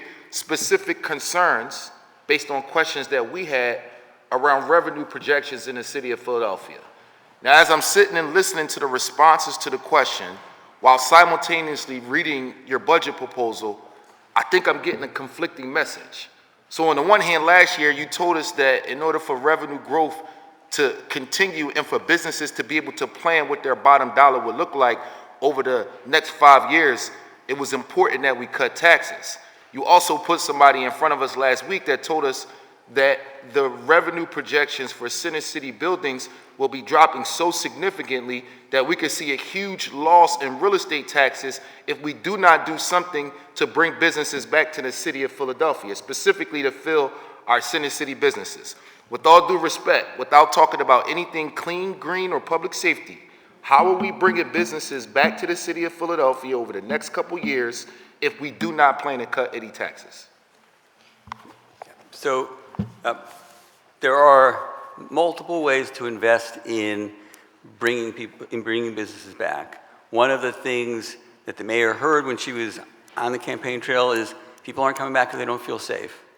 So if we don't invest in public safety, it doesn't really matter what else we do. If people don't feel safe coming into the city, that's why that's priority one in this budget. They also are more likely to come back if they look around and the city is clean. That's something they can take. Yeah, people complain when they walk around and the city looks like trash, right? I'm an at-large council member. I think a lot of people in the city of Philadelphia voted for me. I'm 100% sure that keeping the city clean and safe will play a role in bringing businesses back to the city. So what I'm specifically asking for, because I think everybody in here agrees Philadelphia is dirty, it needs to be cleaner. I think everybody in here agrees that we need to do something about public safety. So that's where we all agree. Where we don't agree is around taxes. So I'm asking, what is the plan to bring businesses back to the city of Philadelphia without anything about cleaner, greener, and public safety? But that is a key element to bringing businesses back. So if it's a key element, then why are your projections in a way whereas though you're telling me that growth is going to be slow? You can't tell me on the one hand that public safety and cleaner and greener is going to bring people back to the city, but then you have projections that are so conservative that we can't move the needle on a lot of the things that we want to do. So you kind of got to pick which road you want. Yeah, so our projections are based both on what will happen here, but what happens nationally. So for example, if inflation comes down, that means that people's wage increases are slower, and that means that wage tax revenue is slower. Yep, you said that earlier in your testimony, and That's right. I definitely understand that, but Yeah. I still don't think you really answered my questions on like the projection of the city and the direction that we're going in. That's one of the big bases of the projection is what will people get. There are two parts to our projection of the wage tax: how many jobs and what people get paid. And so if inflation's going down, that portion, what people get paid, that growth is going to be slower, right? So that's inflation projections are slower than they were a year ago. So that means that our wage tax projections are going to be slower than they were a year ago. I agree with you on that. Yeah, so I don't understand then what you don't agree with. So what I don't agree with is the fact that you told us last year that cutting taxes over a 5-year period will put businesses in a position where they could project what their bottom line would be, and now you're coming to us today saying we shouldn't cut taxes and that's not going to impact our projections over the next 5 years, and I'm saying you can't have both bites at the apple. So the You proposal, can't have it both ways. administration proposal last year just had 1 year of tax reductions. There weren't 5 years of reductions last year. And what I'm saying is when you came to us last year, you told us that that was the way to produce growth. You also had somebody come before us a couple weeks ago testify about the importance of businesses being able to plan over the next 5 years. What I'm saying is this: the message that you gave us a couple weeks ago is different than the message that you're giving us right now. So what we're trying to figure out, if we're looking at the growth of the city, we know for a fact that as we reappraise buildings, we're going to lose a lot of money in real estate taxes because these buildings are not filled. This is what your people told us. We're going to lose hundreds of millions of dollars over the next couple years if we do not bring businesses back to the city of Philadelphia. So I'm trying to figure out, on the one hand, how are you encouraging us to bring businesses back to the center city and to the city of Philadelphia, but on the other hand, in the midst of your budget proposal, the bottom dollar for the businesses suggests that they will generate much more revenue if their business is outside of the city compared to the inside. Councilmember, would you mind if I jumped in? Sure, please. If you don't mind, and with all due respect.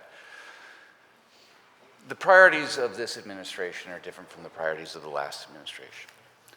Paul Levy, while I have a great deal of respect for him, does not work for us. I don't know who brought him here, but it was not on behalf of our administration. But we talk with an awful lot of people in the business community, and maybe some of the same people that you do. And there is an incongruent ask, and I understand that you're trying to divorce these two issues, but what they're asking for time and time again is more services, more policing, cleaner streets, more pothole repair, all of these things. They want more, but to pay less for it. And there's a very basic economic principle here that if we're here to deliver more, to get the city up to the standard that we all want to see it so it can achieve its highest potential, that's going to take a little bit of revenue.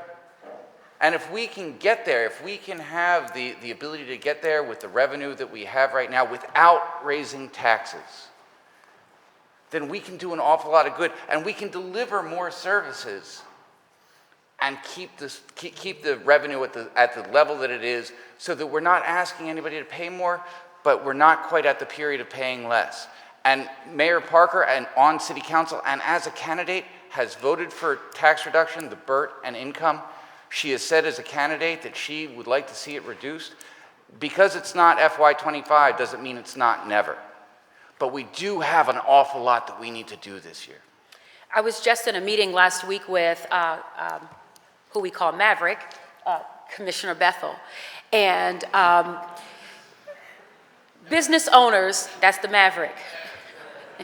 Business owners, top business owners from around the city were in that room. And one business owner in particular, and this just anecdotally shared, I had the opportunity to move my business outside of the city. And Mayor Parker, I didn't, because you're cleaning stuff up. Now, he didn't say stuff, but I respect this house. I think my time is up, Council President. I heard the horn. I'm going to submit my questions in writing. I don't think it got answered. I don't think that we're all on the same page as it relates to past projections compared to what's being proposed right now. I'm not quite sure what we're going to do in the next 2 years when we run out of American CARES dollars and other national funds.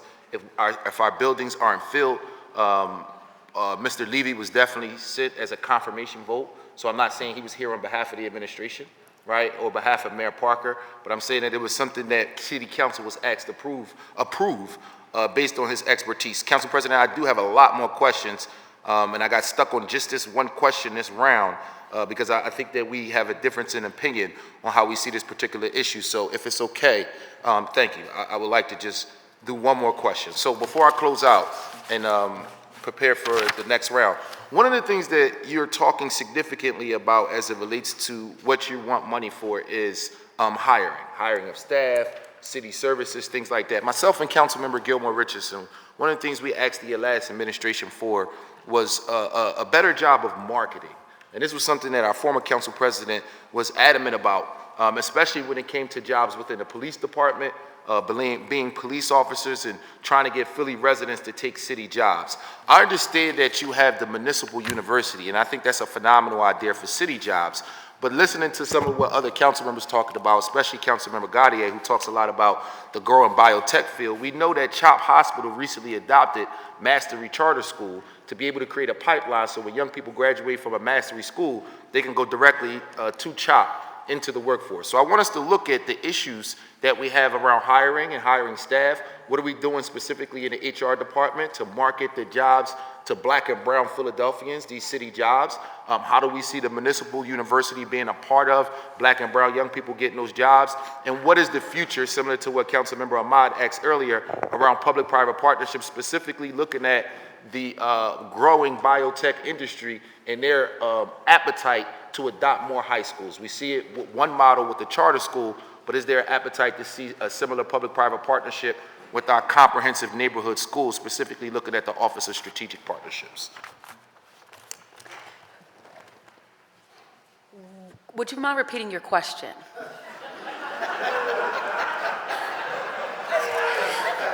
Respectfully. Tiffany. Respectfully. Now, respectfully.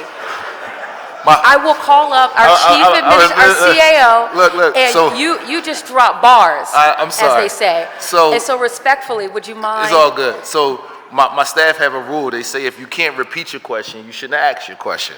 So I'm looking at issues that we've had in the past around HR. Yes. We are asking us for a lot of money to be able to hire more staff.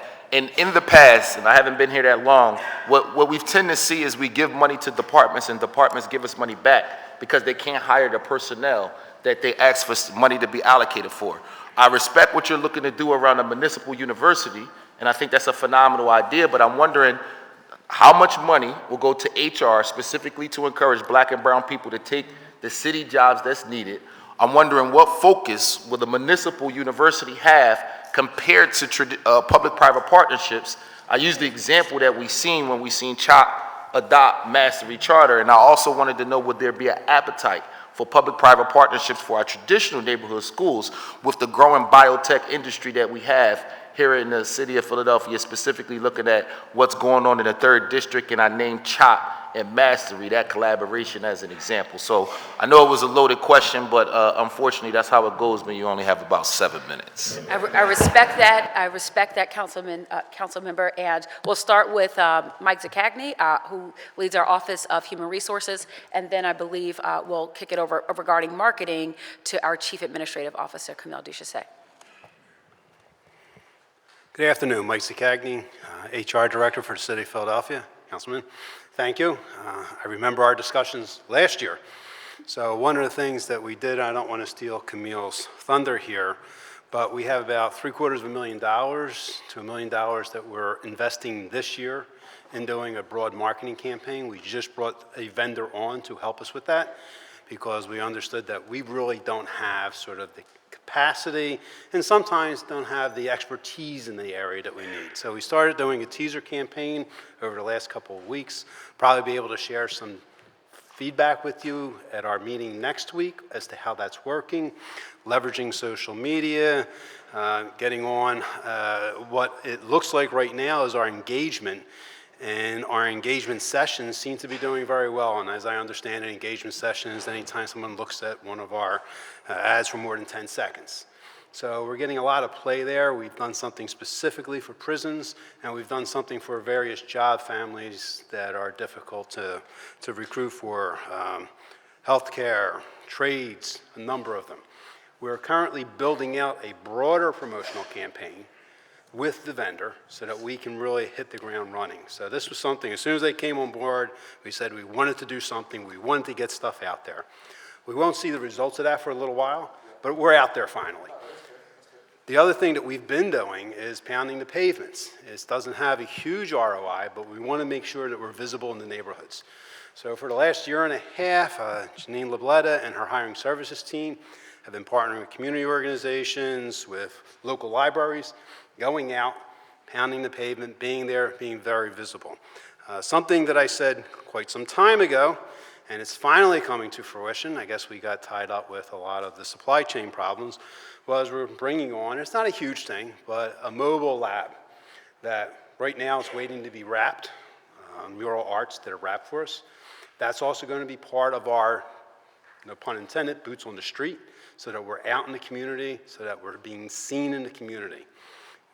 This year, it looks like this past calendar year, fiscal 23, looks like it's the first year in the last 3 that we've actually hired more people than we lost. So I'm hoping, it's not a ton more, but I'm hoping we've turned the corner a little bit on that. You heard Commissioner Bethel, we've been working with POR, the police department, on their POR hiring. They really take the lead with that. We try to support them. Hearing great numbers out of that piece of it. So, well, at least greater numbers than we've had over the last several years.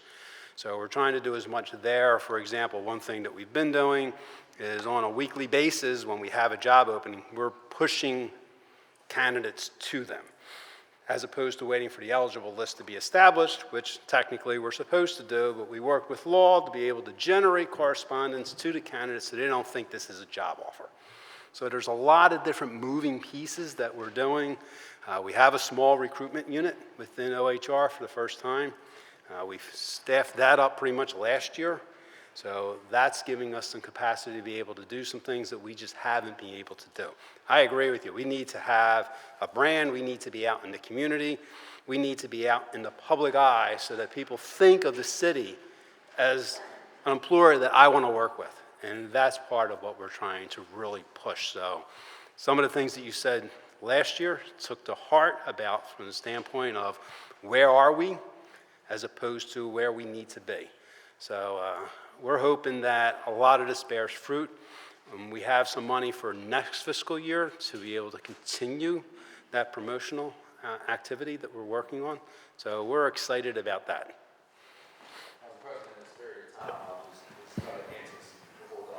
Just come back for a third round, and if we don't have time for a third round, I'll put it in writing. Just so Sure, that other members Sincere. will be able to get to their Well, stuff. Councilman, we just wanted to say we agree with you that the city municipal college is a phenomenal idea, to quote you, which is why we want to get it up and running so we can help fill these critical vacancies. We can't emphasize that enough. I'll come back with it. Thank you very much. The chair recognizes Councilman Kendra Brooks. Thank you, Council President.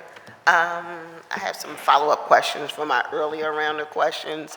And one thing I want to add to Councilmember Harity, I was the one who said that overdose, let me get my quote correct.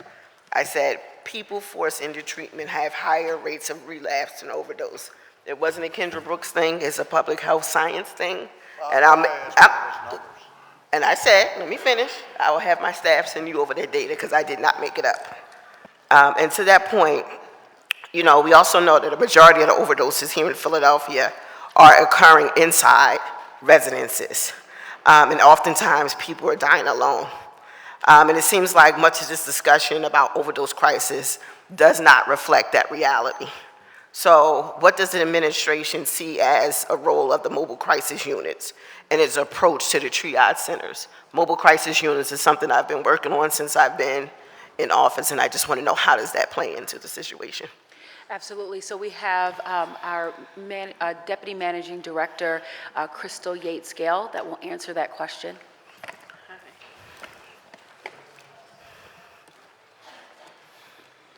Good afternoon. I'm sorry, I'm a little short. The Department of Behavioral Health has mobile crisis units.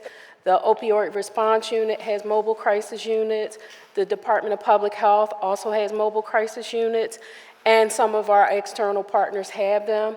And we will engage with all of them to do canvassing, knocking on doors, which they currently do, to make sure that people are aware of the dangers of using drugs alone, and also distributing fentanyl test strips so they can test their supply. Are you talking about the program through Philly Counts? I'm talking about a multitude of programs. Okay. Philly Counts is one of them. It's one of them, okay. Thank you so much. Thank you. My next group of questions is around a historic council, coalition that came together in 2020 to advocating for the formation of the Department of Labor and our city government. Our city has been leading efforts to ensure labor rights and our human rights through laws like paid sick leave, fair work week, and our wage theft laws. I've been proud to be a part of these efforts, including fighting for increased funding in last year's budget. That's why it was encouraging to see the success of the department touted in the administration's 5-year plan, including an increase in labor law complaints of nearly 200%. More outreach to workers, small businesses to help with compliance and education, and recovering nearly $1 million in wages for working families here in Philadelphia. That is an impressive record, and I want to acknowledge the department for their efforts. And that's all the more reason why I was surprised to see a substantial cuts in that department. So my question is, why was the Department of Labor proposed budget cut by $400,000? With the success of that department, wouldn't we want to continue funding at a higher level? So I'm going to bring up Rob, but Perry just stepped out, the Director of Labor. He will be back in a minute. Rob, if you can speak to how that we did not cut any full-time employees. That was sort of a payment issue. If you could speak to that. But to your point, Councilwoman, yes, the Department of Labor does critical work in making sure that both on the private and the public work side that we are meeting our responsibilities with prevailing wage and all of the labor standards. And Rob has a breakdown of how that looks like a cut, but in actuality it has to do with benefits payout. Yeah, so that's correct. In FY24, there were large terminal fee leave payouts, so they had employees who had been with the department a long time and were retiring, so they got separation payments. So that was a one-time payment that was not repeated. That was the single biggest thing. And then there were some one-time things around labor arbitrations that also went away. So it was a couple of one-time things that make it look like there was a couple, but there really wasn't.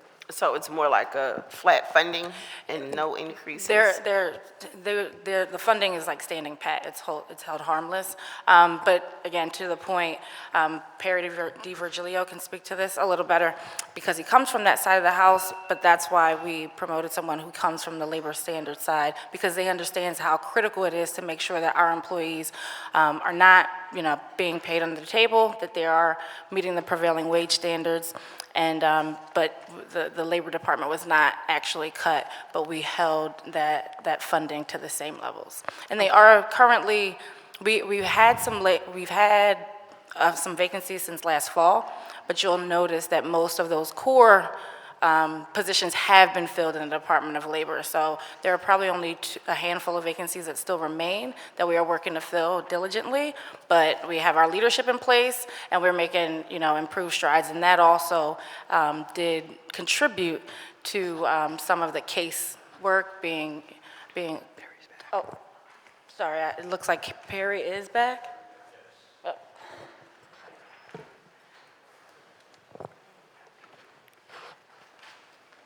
While we wait, can I just add a caveat onto the question?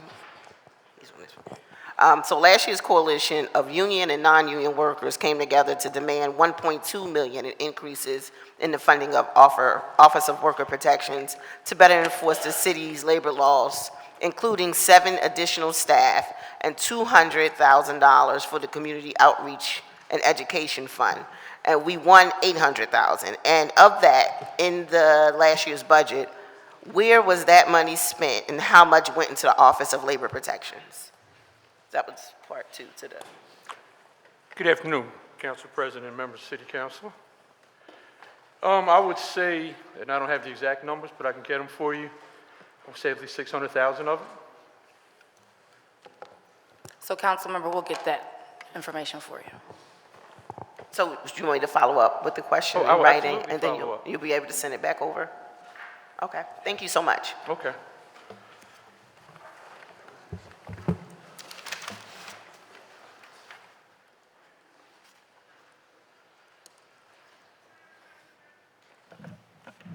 Member Brooks, you good?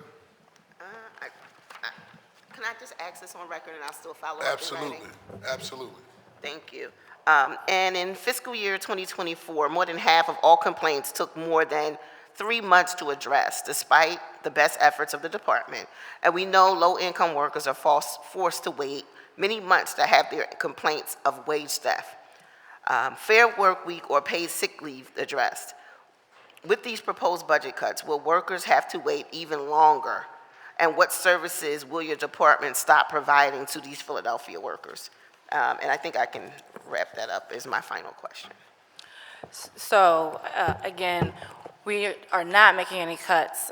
We are making sure that all of the Department of Labor still has the same number of FTEs, full-time employees, so that they can do that critical work in protecting against wage theft. And so we did have vacancies, like I said. We had a handful of vacancies in each side of the house for the Department of Labor, both labor standards and worker protection. Most of them have been filled, and we're working to fill the remaining so that we can make sure that we're protecting the city workers and employees across Philadelphia. Thank you. That's it. Thank you. The chair now recognizes Councilmember Jamie Gaudier.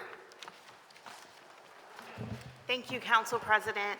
I wanted to start by appreciating Councilmember Young's line of questioning. It's always very astute, and I support fully funding housing in the city. But I also want to just show some love to the zoo.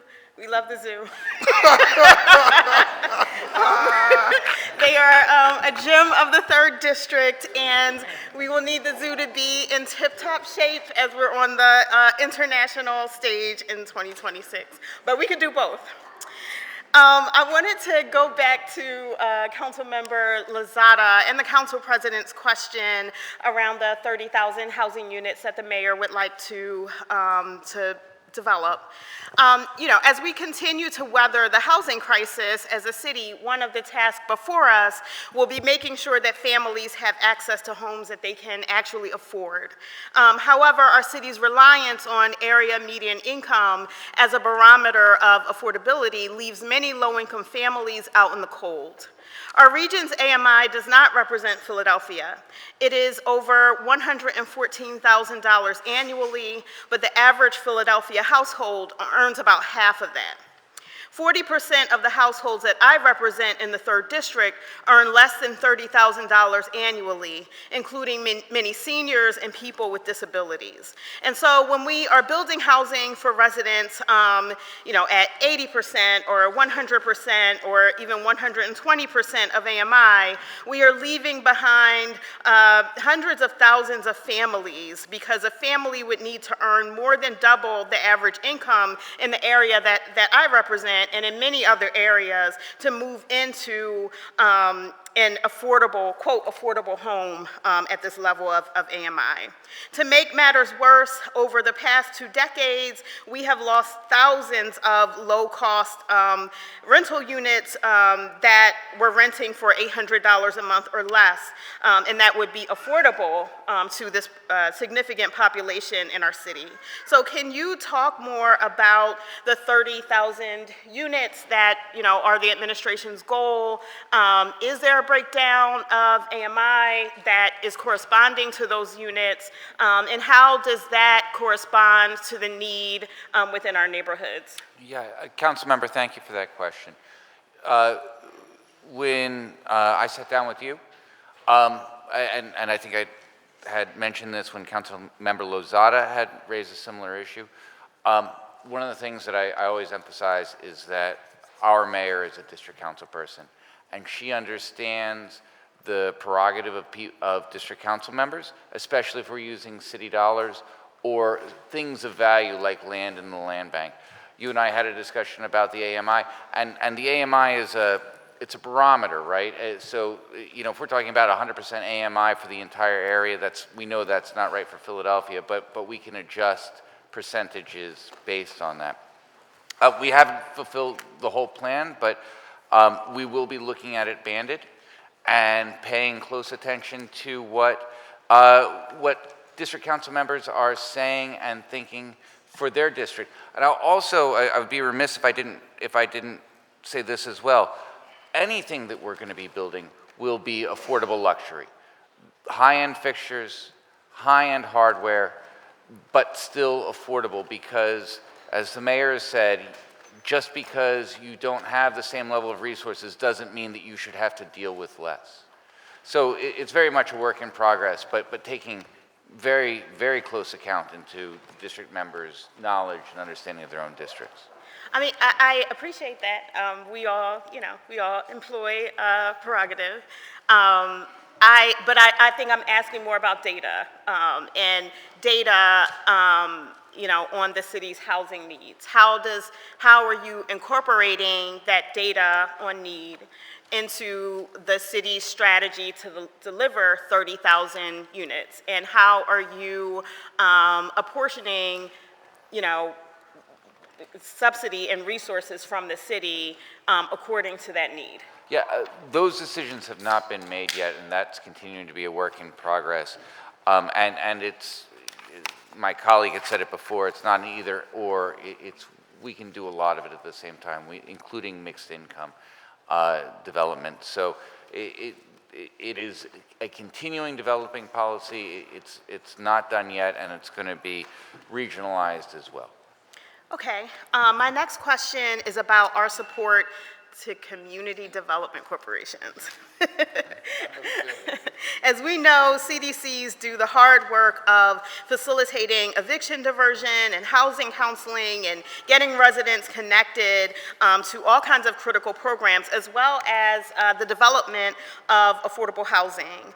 They are trusted and credible resources in our neighborhoods, and we rely on CDCs as a city to serve as first responders to address a range of needs at the neighborhood level.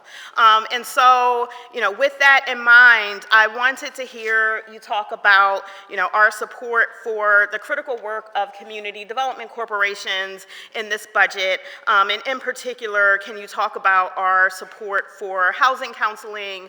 And are we, is that remaining flat? Are we increasing it? How are we thinking about that investment? Yeah, I don't have the housing counseling numbers in front of me, but I can get those to you. One of the things that PHCC is developing currently, and we're hoping to unveil this rather soon, is the way that we do minority developer support is to also do CDC developer support, so that we can provide that type of support infrastructure, connections to capital if appropriate, and a variety of other things, understanding the critical role that they play. We sat down with PACDC last week and really truly heard from them as they were saying that, especially when you're talking about gentrifying communities, and I know you know a lot about this from your district, the communities that are there are stable because of the CDCs. And we hear that and we understand that, and we're looking to find ways to continue to support them and give them the resources that we can. Thank you. I appreciate, and this is just my last statement, not a question. I appreciate the support for development for CDCs, especially in gentrifying communities, because they need that in order to continue to develop affordable housing in those communities. I would push us to also prioritize operating support. We have steadily and admirably grown the level of housing assistance, rental assistance, eviction protection. CDCs are often connecting people to those programs on our behalf, and they need adequate support to do that, particularly housing counseling funds. Thank you. Thank you, Councilmember. Thank you. And Mr. Platt, when you also say mixed income, that means the 30,000 isn't just focused on affordable, correct? There'd be a combination of a variety of different things. That's absolutely correct. It's mixed income, focusing on affordable, without city subsidy, but not standing as obstacle to market rate housing in established neighborhoods to increase inventory, to help curb the flow of gentrification, something I know that you also know a lot about in your district. Yes. But mixed income in the same areas. Mayor Parker always, or frequently talks about the Westrom development in East Falls, where one block is PHA housing, the next block is what you would call workforce housing, and all the way up until you have $1 million plus homes with elevators. But it's all a community, it's all built with the same building materials, and if you were driving through, you wouldn't really notice any difference between the income bands. And in those communities, you have people of all socioeconomic stripes who have pride in their community, and they're living and working together. And as a city, you mentioned redlining earlier, this is something that we have done incredibly poorly, is bringing people who are different together. But through some more modern housing ideas, I think that we will be able to do that. And I just want to also add to take in consideration in terms of your strategy, we have a senior population out there, yes, right? Well, maybe we can convert some of I have like several schools that will be great for low-income housing for seniors, because we meet a lot of seniors who want to, when they go into a living facility, stay inside their neighborhood, not go across the city to another neighborhood because they want to be closer to their family. So it's something that maybe take in consideration. I know we have an intergovernmental approach where we can leverage our federal funding and our state funding to produce more senior housing as a part of that 30,000 strategy as well. And also, I don't want to be remiss if I say individuals who are disabled. That's a population that have a different level of advocacy that's not always as robust as other developers or interest groups that come before us, and so they're always looking for additional advocacy. And so, and I have personal family members, and me being an elected official, kind of had to go jump through hoops just for support to get a house that's equipped to handle the individual who was actually disabled, but even navigating that process and the scarcity, the lack of housing for individuals who are disabled, if y'all can take in consideration as you strategize overall for the 30,000 units. With that being said, I want to say Councilmember Anthony Phillips is next. Thank you, Council President Johnson. Just some quick rapid fire observations. Number one, quality of life officers are incredibly important. And so being able to recruit that in addition to the neighborhood cleanup team is going to be really different, because the reason why we have so many speed cushion requests around the city of Philadelphia is because speeding is at an all-time high. These public safety officers can support the police department with checking on things like that, as well as other traffic issues that a lot of residents have complained about, and other quality of life issues as well. Number two, just a quick observation, the Department of Streets, I said it, I want to be on record, we get a lot of speed cushion requests throughout the city of Philadelphia.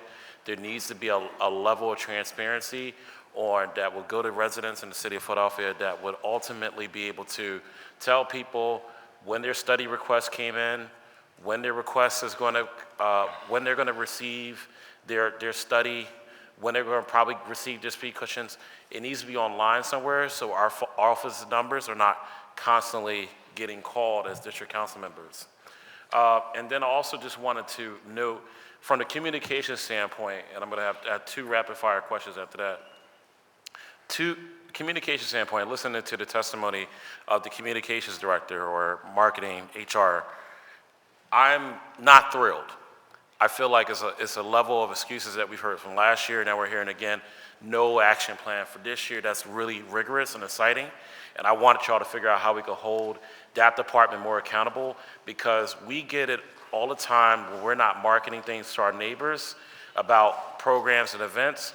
This department needs to be held more accountable for doing a terrible job with being in neighborhoods. We have community events they can be hosting, they can be part of, about all the jobs and opportunities that are here in the city of Philadelphia.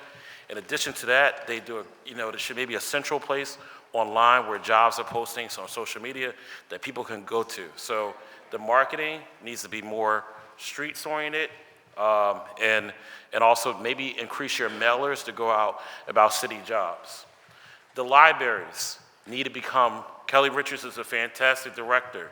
He needs more autonomy to provide innovative space, provide thoughts on how we can make the libraries more innovative, where it could be more learning opportunities, extracurricular opportunities, as well as just not just about books and studying.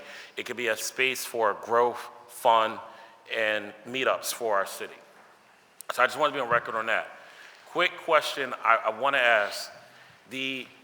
When you put the locations for the mayor's neighborhood service centers with the mayor liaisons, will those locations be thought of in conjunction with the city council, district council member? Absolutely, and to your point about libraries, to reserve city resources, their primary locations, they'll be looking at our libraries and rec centers. So we look forward to partnering with council on our neighborhood action centers and those engagement teams and the work that'll be done out of them. Okay, thank you. Next question. In the city of Philadelphia, we have a large number of violence prevention organizations that are continually funded. We do need to have violence prevention organizations support our young people. This upcoming year, we have a $5 billion grant from the Department of Justice focused on addressing violence. How are we going to do it? How are we planning to do a better job with delivering an evaluation to make sure that these violence prevention organizations are working with the young people who are 1 or 2 steps away from the incarceration system? How are we going to do a better job with making sure that we can show our neighbors and our residents that the violence prevention programs that we are funding are actually working and they're targeting the groups that we have? Now listen, there's some kids that need to be in youth programs. All kids need to be in youth programs. But there's this specific funding needs to be for certain students that are going to be in a certain trouble potentially if we don't get them in there. Good afternoon. Thank you for that question, Councilmember. Couldn't agree with you more. Some of that work is already being done. We have brought on some grants teams, people who are looking at the performance of some of these groups that, again, I want to say are doing incredible work here in the city of Philadelphia, and we're going to continue to reach out and partner with them in a very meaningful, again, intentional way. We also are creating one of the positions that I said we're going to be funding internally, so it's not part of the budget request, is a director of performance management whose sole job in a directorship position will be, again, to basically track, monitor, help, assist, but most importantly, get the information as to what is working, right? What programs are, what aren't, which organizations are, what's not. Support them, right, and pivot when we need to. So we're also creating a specific directorship position to address that very concern. Just one last thing, Council President. If we could just get on record for us requesting a detailed list of, thank you for that response, a list of all the internal and external recipients of grant money that received money from the city this year and how they've been evaluated. That would be helpful for understanding just how to qualify the funding. And then the last thing, and it's a quick one, the Parks and Rec, we've seen there's a transition from rebuild, which is fine, right? I have no problem. Capital is capital. $152 million are going to the Parks and Rec centers. Can we get a better understanding of where the mayor's office is thinking about where those $152 million worth of capital will be going to across the city so that we can have a sense, or is there going to be more say around, city council members around how that is funded? So I'd like to call up Aparna Palantino, who leads CPO, but of course, everything is like driven with equity, right? So we want to make sure that our investments go to where the need is the greatest. And you'll see that in the realignment that's happening with the CPO office, capital programs, which includes the rebuilt program. And so Aparna can provide specifics around that. Thank you. Good afternoon. Aparna Palantino, Director of Capital Projects. Councilmember Phillips, thank you for your question.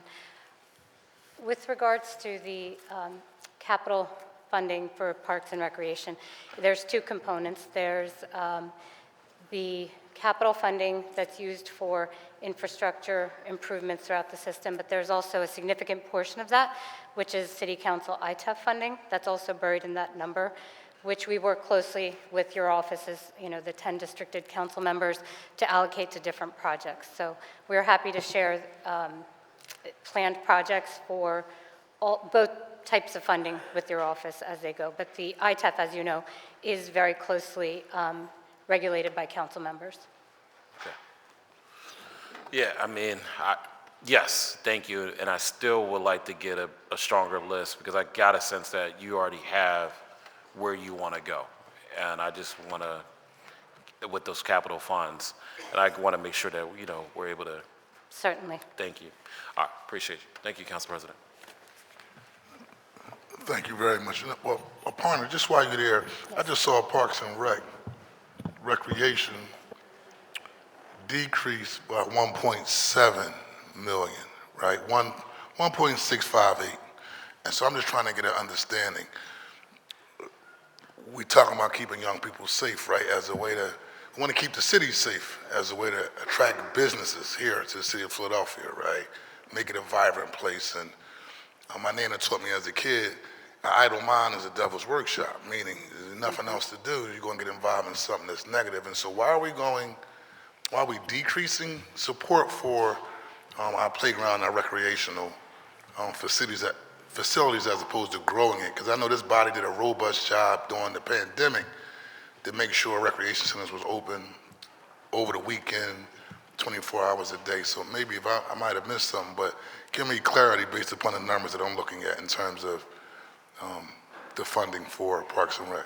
Council President, is that in the operating budget or the capital side? Operating, on the operating side. So I'll call back our Chief Deputy Managing Director, Vanessa Garrett-Harley, to answer that question in Commissioner Sue Slausen's absence.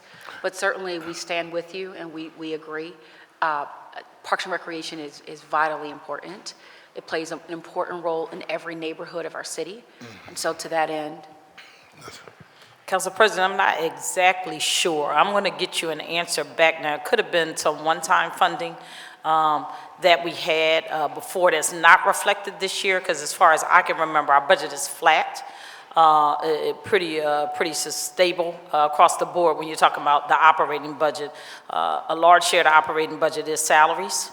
The largest share is salaries. We do have some vacancies that we have to fill, but we primarily are keeping those numbers on the books. Now, the only other thing could be there was some additional funding given to Parks and Rec, if I remember correctly, in FY24 to increase staffing in certain areas.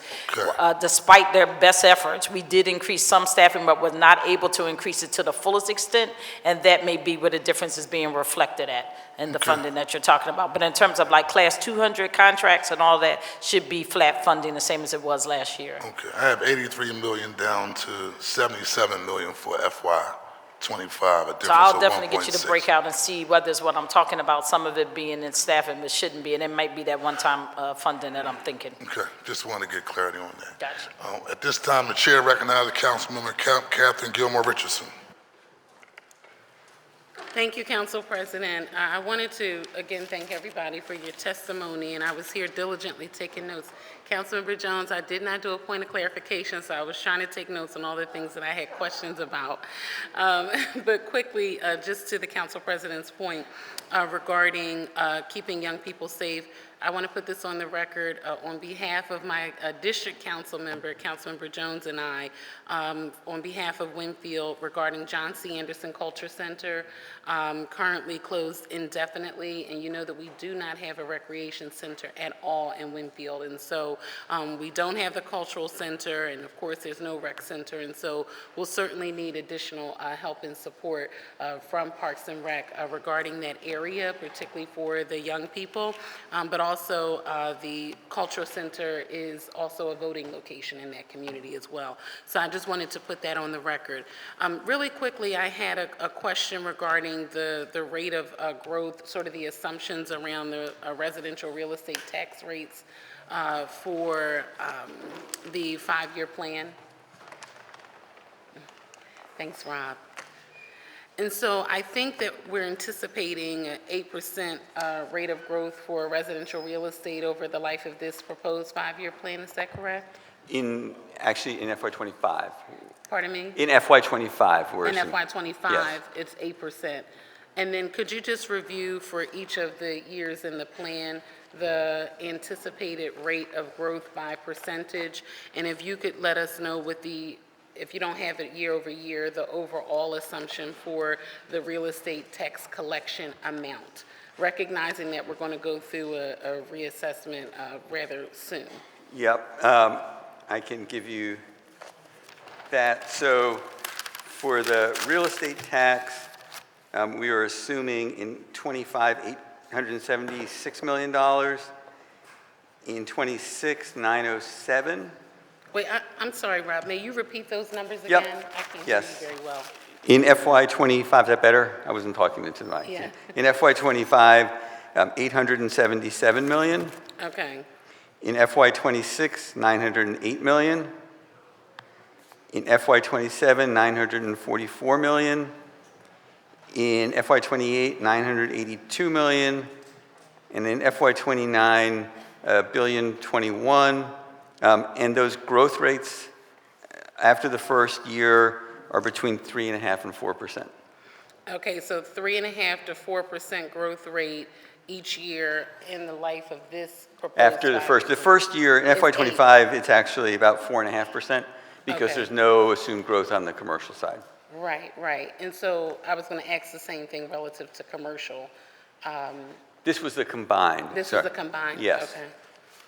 Okay, and then so if I could just ask for a breakdown for just the residential side, I really just want to understand the numbers as it relates to sort of what you all are projecting relative to the work that we know OPA has to undertake Yes. over the next couple of years. And what I'm seeking to understand is, are we putting certain growth assumptions in the FY25 revenue projections based off of leaving the numbers flat and or recognizing that once the reassessment is done, we anticipate anticipate that it'll go up to this amount.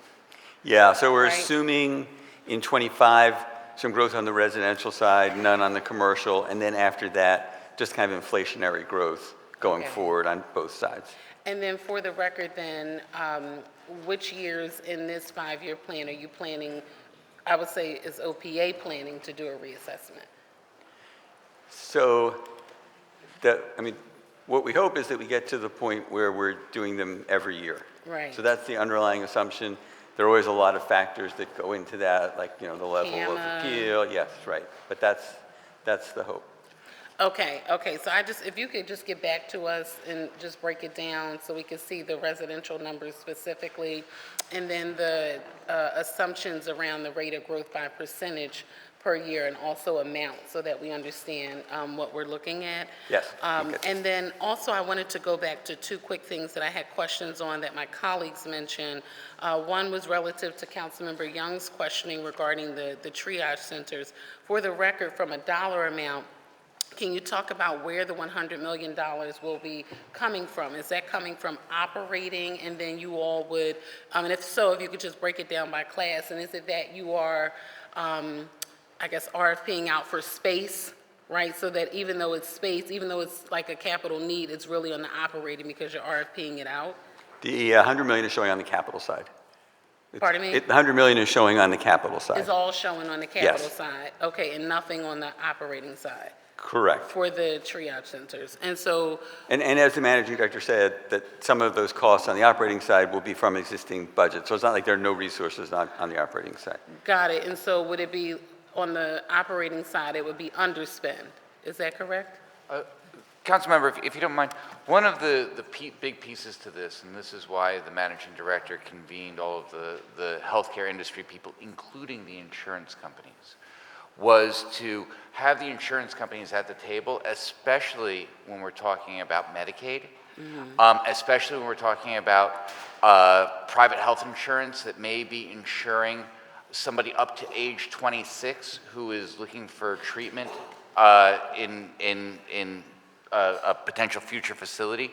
So we're going to have the insurance companies at the table to help devise the ways to do this so that we are looking to pay for this long-term treatment. Okay, and I'm literally just seeking clarity to see which side it's coming from, and, sort of how we're looking at the spend on that, because I was kind of confused, and I'm just looking for clarity. Okay, I heard the bell, and I will respect the clock. But very quickly, I wanted to mention what Council President talked about regarding the $10 million workforce investment. If you could just, for clarity for me, because last year I carried the request regarding the Samuel Staten Junior Pre-Apprenticeship Program, Yo ACAP, and also the Carpenter's Apprenticeship Ready Program. And you all know that I deeply care about that work. I created the first apprenticeship guidebook that we've ever had in this city. We do the Labor Friday programs. We partner with the labor unions. We hear the concerns that they have relative to ensuring that young people are ready and prepared to go into the trades. And so my direct question is, what type of ongoing support will be a part of this proposed budget specifically for those three programs? Yo ACAP, Samuel Staten Pre-Apprenticeship Program, and CARP, the Carpenter's Apprenticeship Ready Program. Okay, and I'll come back on the third round regarding my question around Philly Stat 360 and the nuisance business task force. Thank you, Council President. Yeah, Councilmember, if I could just respond very quickly, that continued support for those programs would be part of this $10 million allocation as defined. Thank you The so chair much. recognizes Councilmember Kathleen Gilmore Richardson. Thank you, Council President. I'm just responding to the response. If you could just detail the amounts per year. And I'm only seeking clarity because this was an allocation that was through a different process outside of the proposed, process. Okay, and I just want to know the exact amounts for those three programs, because those are the programs that are pre-apprenticeship programs. They're readiness programs. The other programs, you have to be ready when you walk through the door. These programs are readiness programs that we know have a track record of working. Okay? Yes, Thank Councilmember. you. Thank you very much. Thank you. Just want to slide a question here for the mayor's office. Included in your budget materials is a list of the 14 offices within the mayor's office. Some are new and some are renamed offices within this plan. Can you please detail how it was determined which offices would sit within the mayor's office and how the oversight structure works? So the oversight structure is such that it's actually outlined and illustrated in our organizational chart. So in our proposed budget, we have 113 positions. Under our Chief Deputy Mayor for Intergovernmental Affairs, Legislation, and Labor, Sincere Harris, we have the Intergov Office, Legislative Affairs, Neighborhood Engagement, and then the Office of City Representative, Office of Special Events, which is a new combined office. Under our Chief Deputy Mayor, Aaron Platt, we have our Communications and Digital Program, Business Roundtable, Office of Strategic Partnerships. There are also other departments that are under both Chief Deputy Mayors that are not listed in our 5-year plan, in our Mayor 05 budget. We have the Minority Business Success Department that's also within this budget, as well as Philly Stat 360, staff within our executive office, our policy planning and delivery, which is a new policy expanded office, and then of course our DEI office, and then the integrity office. So under that structure, we have about 113 positions. We know that that is increased from last year. I think last year, FY24, there were 45 budgeted positions for the mayor's office. And I'm going to slide a question in for the for the Office of Labor. There's over $430 million contributed to labor reserve for FY25, FY29. This gives me an idea of the status of our labor contract negotiations, and does this accommodate for any pay scale changes for non-represented employees? I'm going to call up our Labor Director, Perry DiVirgilio. But Council President Johnson, would you mind repeating both parts of that question, please? Absolutely. So there's a total of $430 million contributed to our labor reserve for FY25 to FY29. So it's $430 million that's already put to the side. So give me a status of our current labor contract negotiations, but most importantly, does this reserve accommodate for just the labor contract negotiations, or does it also accommodate for pay scale changes for non-represented employees? So currently, with regards at least to part 2A of the question regarding the contract negotiations, we have currently signed a 1-year agreement extension with both police and fire. And we can get you the details of what that breakdown includes. Typically, when you do a 1-year extension, it's not the full agreement, as you all know. It's just focused on key, salary and in this case, sign-on bonuses. And then we also signed a 1-year extension with the sheriff deputies. And we won't talk about ongoing negotiations. We are very hopeful that we can sign maybe 1 or 2 more 1-year extensions with our municipal workforce. And then with regard to the first question, Perry, I don't know if we need to get him the breakdown of that answer.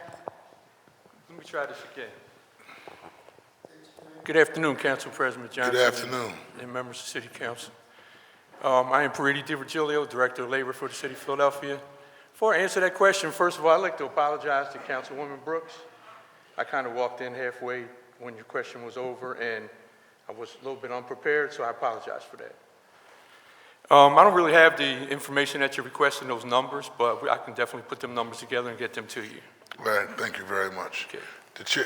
What's the total other unions that you're in current negotiations with besides DC 33? So is that ASHME, which includes? There's 33, 47, 159B, which is prisons, which is part of 33, but typically negotiated separately. Okay, all right. So, Council President, just for your awareness, we do have the budget numbers, and so if we're permitted, we can go through that. You can provide them, just provide them to the chair. Yeah, and I think your specific question was, does the labor reserve include funding for Pay scale. non-union? It Pay does. scale changes and non. Yes, yes, it includes that. You can just get them to me, that's all. Okay. The chair recognizes Councilman Rue Landau. Thank you. I wanted to follow up on Councilmember Gaudier's question earlier today about the decrease in the budget for planning and development. It looks like it's in class 200 and class 500. Can you tell me what those decreases are? Yeah, we can get back to you on that. We need to just take a look at it. Or, No, that's good. yeah. Okay. And, sorry. By looking at the mayor's office budget, I see that the administration's proposing an increase of full-time staff by 74 employees at a price of about $6 million. Can you clarify whether these are new roles to the municipality, or is it some sort of restructuring and reorganization from other departments? So it's a combination of both. We are making historic investments in city services, and what we're doing is ensuring that we're also providing new programs anchored in the mayor's office that will implement the vision for a safer, cleaner, greener city with access to economic opportunity for all. And so with that budget, we have the Chief Legal Counsel, Kristen Bray, and under her we have Philly Stat, which is a big undertaking. Philly Stat 360 will create synergies between the police department's crime-fighting efforts, community, operating departments, including L&I, and clean and green and problem-solving. So we have, that's $1.84 million, 15 positions for Philly Stat 360. We've talked about public-private partnerships and its importance. We have this new Office of Strategic Partnerships led by Kofi Lindsay, who is here today. That office will lead the strategic collaboration and active engagement of corporate, nonprofit, and philanthropic sectors to support the mayor's vision. In that office, we have 5 new positions that did not exist, and to the tune of about $650,000 in our Class 100. We've also talked extensively today about the new Office of Minority Business Success. We've looked at models like past Mayor Maynard Jackson in Atlanta, and we still see many, many years later the impact and effects of the work that he's done around minority business success. We want to see that in Philadelphia, but we want the businesses and those business owners to remain in our city. And so under the leadership of Rachel Branson, we believe that we'll be very successful in doing that. In that department, we have 4 positions, and that general fund is about $536,100 in Class 100. And then, of course, we've talked about the business roundtables, and then the Mayor's Office of Neighborhood and Community Engagement with a combined 13 new positions. Okay. Just a quick follow-up to that. What's the difference between the business roundtables and the Commerce Department? Why is that not under Commerce? Excellent question, and I'll kick that to my colleague. So the business roundtables are a convening. It's part of 3 roundtables that we have. Sarah can speak about the faith-based as well as the intergovernmental roundtable. The business roundtable is born out of a lot of communication we had with the business community, specifically the mayor, as she was on city council and then as a candidate, that we wanted to make sure we had a clear line of communication, of collaboration, and the opportunity for the business community to suggest policies and legislative ideas that work for them, rather than having government kind of impose on them what government thinks is best for their own growth and their own movement. And Commerce Department is truly a city agency that helps them grow, but it's not quite the same seat at the table type of back and forth. Okay, thank you. And I noticed that the Chief Public Safety Director's position was not in the mayor's office, but I thought it would be listed there. So they have their own budget code, but our Chief Public Safety Director reports directly to the mayor. So Adam Gear is a cabinet level member of the administration, but it's not within Mayor 05 budget. And one last comment, I'm almost done. I love that I saw an increase of $500,000 to the Office of DEI. And I, in particular, love especially lifting up Black and brown communities and marginalized communities in the city, but saw that you specifically highlighted the Office of LGBT Affairs and the Office of Disabilities as doing a project with them throughout the year. And I just wanted to leave with the comment of intersectionality, that there's lots of folks who do fall underneath the umbrella of DEI, and I'm super excited to see that those two sub-offices lifted up. Thank you. Thank you very much, Councilmember. Thank you. Quick question. What's the difference between the Office of DEI and the Office of OEO? So DEI really focuses on policy, ensuring that in every department, we have a racial equity framework that's baked into the DNA of how they do their work. OEO is very different in that it's in the Commerce Department, and I'll kick that answer over to my colleague, Aaron, to talk about OEO. Yeah, OEO has enforcement power, so that's really, That's all I need the to hear. clearest, The difference in the two, enforcement versus policy. Policy. Thank you very much. Chair recognizes Islands Councilman Ketty Lozada. Thank you, Council President. I just want to follow up on the question that I was going to ask in the first round, and it's around land bank. I was under the impression that land bank, when it was first formed, it was supposed to provide easier access for residents who had historically been taking care of land to be able to gain acquisition because of all of the work that they did in making sure that their communities weren't blighted. As you work towards restructuring how land bank will operate, are we taking that into consideration, and if so, how? So, I'm sorry, Councilmember, would you mind repeating? It was a little hard to hear. As you work towards revamping land bank, what are you doing to ensure that residents who have historically taken care of land have access to be able to acquire it? Because we have seen that although that was the purpose originally, they are not getting that. I have people in my district who have applied for land since 2008 and are still waiting for parcels to be acquired. And we see that there is easier access for private developers to gain access more quickly for that land. So what are you doing to ensure, as you restructure, that community residents have more access? Yeah, so Councilmember, we are considering that as we do land bank restructuring. We're also making sure that we are in close communication with the district council member who will really know, I mean, is this from a map, you can't tell. Is it a blighted piece of land, or is it truly a side yard that's been cared for years or decades? And that's where we need that type of observational input from the ground, and that's one of the things where district council members will be so helpful as we do that land bank, as we take a look at the land bank. And then as you develop some of this land, private developers have had the option to be able to pay into the Housing Trust Fund in order to prevent them from having to meet the affordability requirements. But although they do that, we never see the Housing Trust Fund, that 20% come back into districts.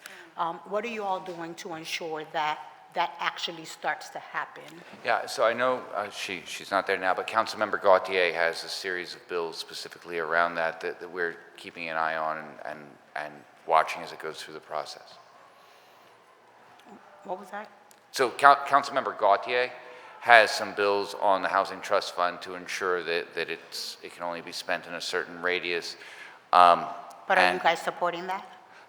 Not yet, but we're keeping an eye on it and What are doing your our own thoughts on analysis. that? We don't have thoughts on it yet that we're going to put out there, but it's something that we're certainly keeping an eye on. I'd be interested to hear what you think about that. So if we need to meet as a sidebar, please, let's do that, because in the 7th Council District, most private developers pay into that fund, and then that money goes into a general fund, and I never see it, which is part of why I am experiencing the housing crisis that I'm experiencing in the 7th. So I'm interested to hear your thoughts and how we can work together to fix that. Absolutely, Council Member, and you know that I know your district, and making sure that whatever we can do to ensure affordable housing in your district is being taken care of is absolutely a priority of this administration. So I will get back to you on that. Thank you. And then my last question is, I read in the 5-year plan that we are replacing 600 new LEDs or that we replaced 600 new LEDs as of February of 2024. Another 120,000 are expected to be changed over the next 3 years. Can someone tell me how those are being prioritized? What neighborhoods are being prioritized? What is it going to cost us? And how long is that going to take? So I'd like to call up Mike Carroll, our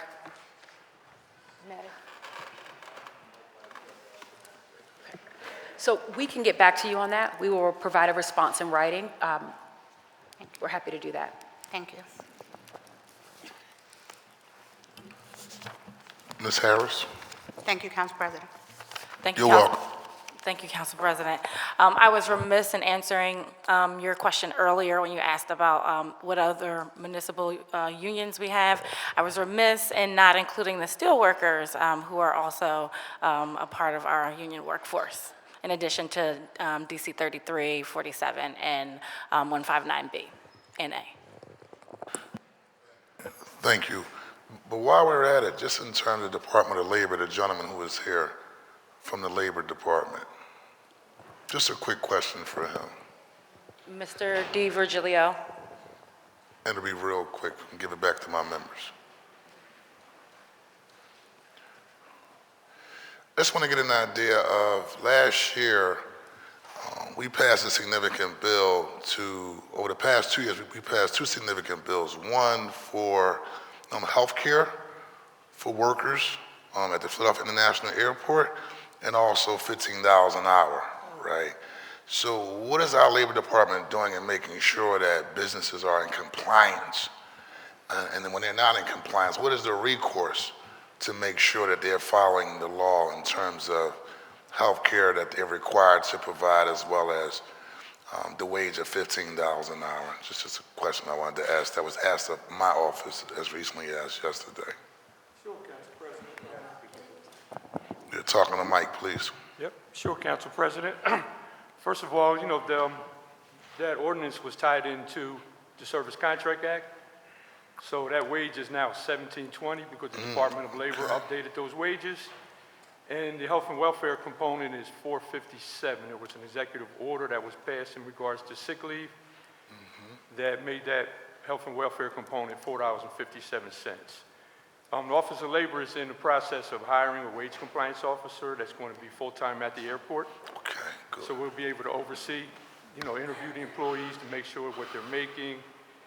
And actually have a complaint right now, so we'll be going out to the airport to do an audit to make sure that, find out if that subcontractor is in compliance. If not, then we'll take the means necessary to make sure they get in compliance. And then as a city also, how are we addressing the issue of wage theft, right? Because obviously you have businesses that operate under the radar, and that revenue could be used, right, to obviously help fuel and support the other services that we offer here in the city of Philadelphia. So do we have any strategy to work around this particular issue of wage theft? Yes, I'd like to call up Candace Churning, who runs the Office of Wage Theft, Worker Protection, to answer that question.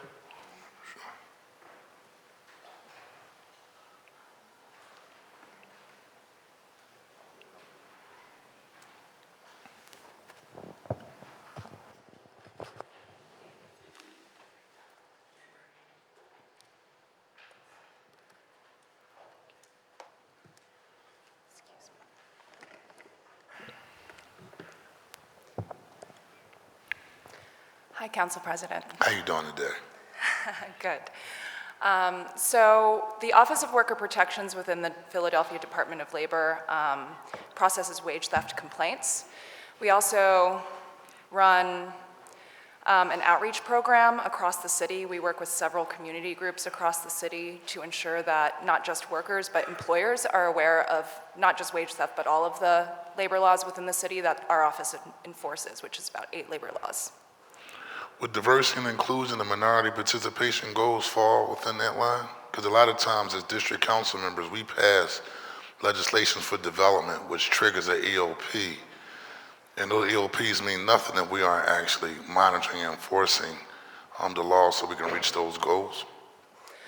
So the diversity, equity, and inclusion piece is the Labor Standards Office, which is not my unit, but we do have a diversity, equity, and inclusion, an inclusive approach to our outreach program and engagement, not just that outreach program, but also our Community Outreach and Education Fund, where we work with a group of stakeholders, frontline city employees, workers, business owners, and community members. All right, thank you very much. Sure. The chair recognizes Councilmember Nicholas Nick O'Rourke. Thank you, Council President. I have more questions than I got time. So this one has somewhat already been asked, but I kind of wanted to ask it a different way. Given the reminder about the city's limited or scarce resources, I'm compelled to ask, the mayor's proposed budget, as has already been stated, nearly doubles the mayor's office budget, adding about $7 million. I understand the mayor's office is adding new positions in the mayor's purview, as has already been articulated. It was also notable to me, though, that the average salary for the mayor's office employees increased from $99K to $134K under the current administration, 35% bump in average salary. Fabulous, wonderful. Can we expect that to happen across other like frontline worker offices as well, to see that sort of a significant salary increase? So I'd like to call up our Chief Administrative Officer, Camille Duchesset. As she's coming up, I can tell you that we worked very closely with our CAO and OHR to ensure that salary bands, that we adhere to salary bands. I'm sorry, you can go ahead. Good afternoon, Council President, Council members. My name is Camille Duchesset. I am the city's Chief Administrative Officer. Councilmember O'Rourke, in response to your question, we're absolutely committed to making sure that there is continuous assessment of our salaries, that we are paying a wage that is livable, that contributes to our ability to recruit and retain talent. We have contracted with a firm to complete a somewhat limited assessment across several offices, several departments, several agencies, to ensure that we have a better understanding of what the industry standard is for our compensation decisions. Okay. Are there any concerns, I don't know if this is really relevant, are there any concerns that the return to office policy will have a counter effect on recruitment? My wife works in corporate America and immediately jumped at that news considering what they're dealing with in their own. Any thoughts on that? Yes, you know, it is a difficult subject to navigate. There is no question that being able to work from home is an opportunity and a benefit that a lot of our employees and in general the workforce appreciates. Improves work-life balance. There's data to suggest that it absolutely helps with recruitment, right? And certain industries absolutely do lend themselves to it. The mayor has created a bold strategy here, and in that strategy, it's asking us to transform the way we provide service to our citizenry. That includes returning to office. It includes creating spaces where we are more visible, where we are engaging in more collaboration and collaborative conversations, and where we are using those collaborative conversations to improve efficiencies where we can. So we absolutely appreciate the concerns and the position that, hey, this is something that may have a negative impact on our ability to recruit, and I think the the information's a little early in terms of retention. We don't have data on whether it impacts retention or not. But at the end of the day, we're going to take a very measured, a very thoughtful approach to how we implement our return to office and take large and long, have large and long conversations around our employees' concerns from both a represented employee perspective and our non-represented employee perspective. I appreciate the sobriety in that response, just because I've heard so much about folks, and I also have felt pretty strongly that we learned quite a bit through the pandemic about how to operate and to do the work and to be effective at it in light of all these things. And I feel like perhaps we'll see with time, but that could be an issue in terms of retention. Were you going to say something? Just to clarify, 80% of our workforce are already in person. Okay. We've also, you see around this room, this is our leadership. Our leadership is working in person. Yeah. We're able to focus on workplace culture, collaboration, synergy, and we find that we cannot do that behind a computer. And so, yes, there's an equity, framework and position that we absolutely, we're driving with, but we're also, what's really important is that we take a human-centric approach. And so I think that's what our CAO just outlined, and appreciate the question. But what we're really talking about is bringing back about 4,700 people of our very, vast growing workforce.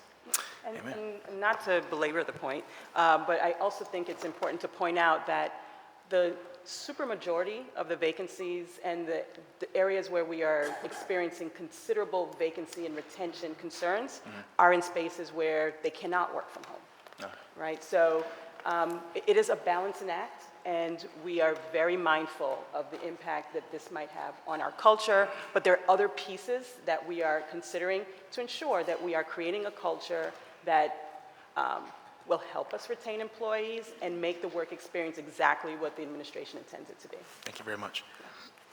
I do want to build off of Leader Brooks's line of questioning around the Department of Labor earlier. The Office of Worker Protection's budget saw nearly 45% increase in complaints year over year. Does it make sense to hold harmless this department's budget given that significant need? We'll call up.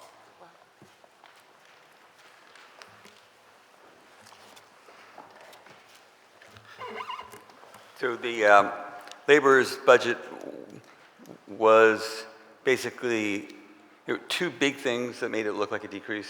One was people leaving who had big payouts when they left because they'd worked for us for a while. So that was a one-time thing, not recurred. And then there were some one-time costs related to arbitrations. So it kind of skews the way the budget looks. I heard the buzzer go off, and like I said, I have more questions than time. Can I circle back around in the second round? Sure. Thank you. The chair recognizes Councilman Curtis Jones.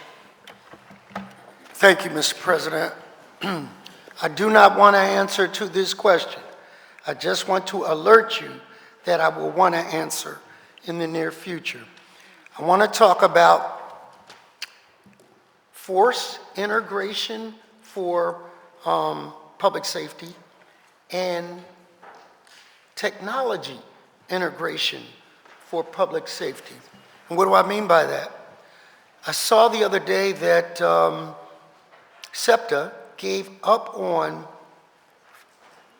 identification of using technology to determine if someone that got on our system had a weapon, because the analog cameras weren't compatible with the use of that type of technology.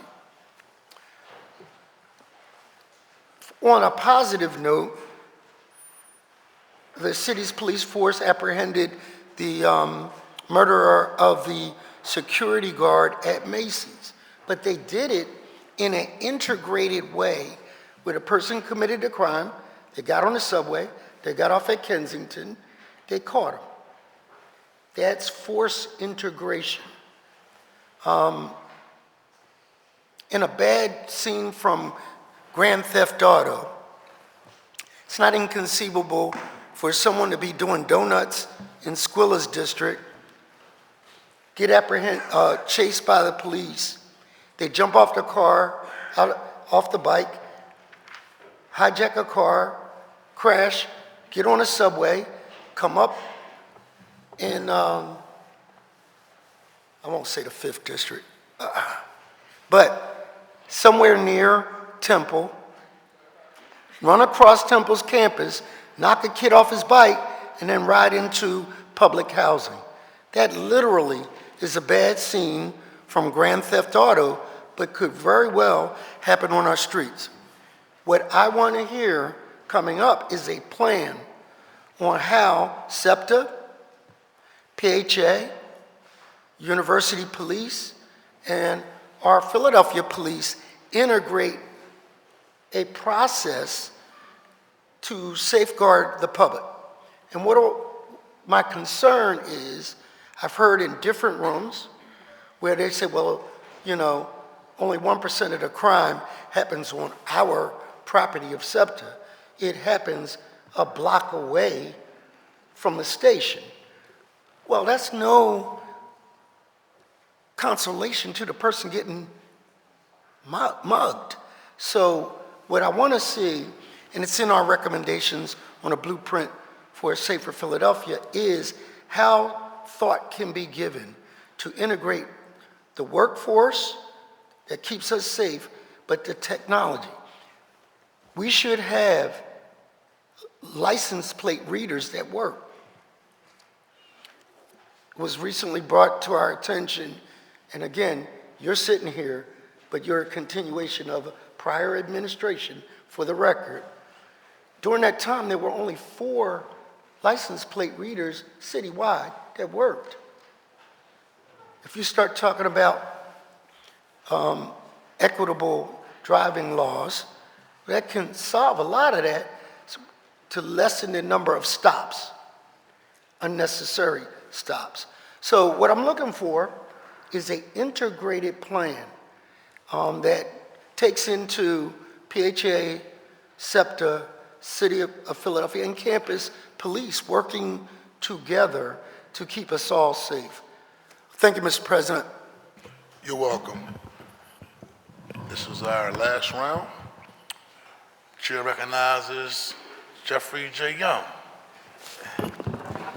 Thank you, Mr. President. I don't want to beat up on the administration too bad. I do want to commend you on the idea of having the One Front Door program. I think that's going to do tremendous work for my constituents in the 5th District to allow them to streamline and have one application for housing repair program. So thank you for that, because that is very needed in the district. But along those housing lines, I know the mayor's goal is to create, 30,000 new units of housing.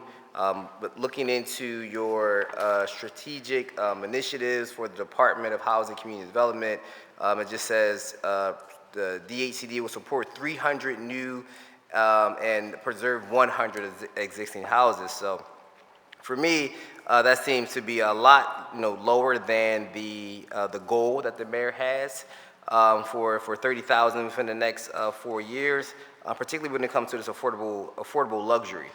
So how much subsidy will this administration be providing to developers, the end users, in order to achieve that goal of having these affordable luxury units? And I say that to say, yesterday I went to a project in the Blumberg area where developers were developing these affordable luxury houses, right?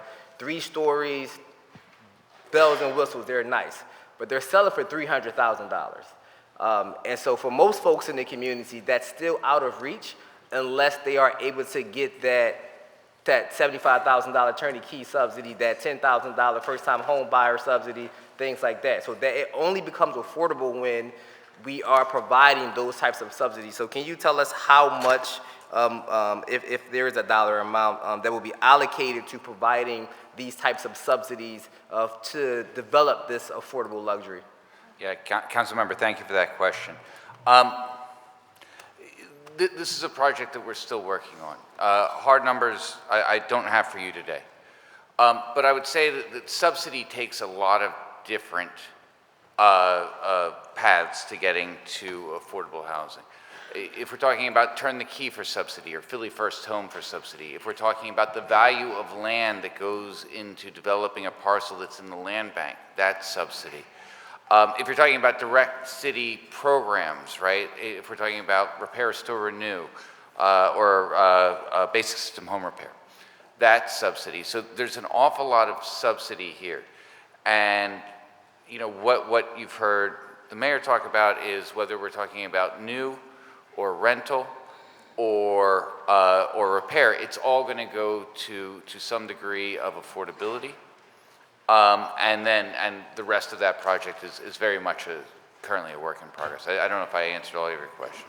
No, but it's okay. I just, you know, I've given the numbers, right? If it's going to cost the developer $300,000 to build this property, even when they're given the land, right? So it's going to cost, they have to sell it at $300 to make some type of profit, and they have to do, I don't know, scores of these at one time. I'm just trying to figure out how much money it will take from us, right, to invest in that type of affordable luxury, if that's the goal of our city, is to provide those opportunities for people that can actually afford to live in that. Because again, in certain parts of my community, where I live in North Philadelphia, $300,000 is still unaffordable, right? But in other parts, right, it's dirt cheap. So we have to really, I'm just looking at the numbers, how much it really takes for us to invest. If the goal is to provide that number of housing units, and I'm just going to say, hey, maybe, let's say half of those housing units are going to be affordable housing, then how much more do we need as a body to invest to make sure that the people who are going to benefit from those programs actually have access to those programs? Yeah, I understand that question now. It's hard for me to talk about that specific instance without knowing a lot more. But that's a question that we're asking internally as well, is what is the right number of subsidy so that we can help ensure that we are building affordable, that we are making we are making housing a place that stabilizes a community, whether we're talking about home ownership or rental. Again, I don't know enough about that specific housing that you're talking about. I've seen other housing that's turned the key. So the mayor had the first buyer of that program at the budget address. So she mentioned her at the budget address. Yeah. She was water department, if I remember right. Yeah, so if it was $300,000, I have to think about this, probably not right here, but there was probably some degree of subsidy on that to get the mortgage rate down. How much more do we need in order to get the number that the mayor is looking for to provide that type of housing? Yeah, and that's something that we're working on now, and as we continue to develop it, Councilmember, I'll be sure to keep you in the loop, and I think we're working toward the same goal, but just trying to figure out the ways to get all the numbers to pencil. Thank you. One more question along the housing lines. I have a niche group in our district, a lot of retirees who don't qualify for the senior tax freeze because they make too much, because they're retired teachers, they're retired city workers, so their pensions are more than what the city senior tax freeze program allows them to qualify for. So they're coming to me asking for a specific, retired teacher housing, retired something housing that where they can remain in their communities, but also, but it's not something that's like a low income, right? Low income senior. So is there any, any investments being made towards seniors who are not necessarily low income, but still would like to downsize and remain in certain communities that they've been the backbone for a long time? And I'm particularly speaking about areas in Northern Liberties, where we have a lot of retired teachers who live in Northern Liberties in certain parts, and they are really being priced out because they've been retired for 20 years. Their pension hasn't gone up at all. So how can we keep those people in that community and let them live out their best days? Yeah, I can't speak specifically about that, but certainly if there's legislation, it's something the administration would absolutely consider. Thank you. And two questions for Mr. D. Virgilio regarding the Department of Labor.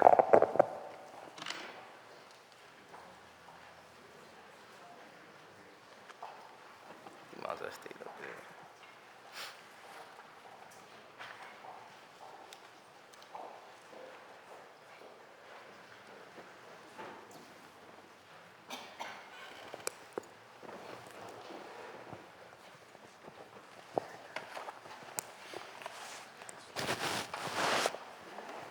Good afternoon.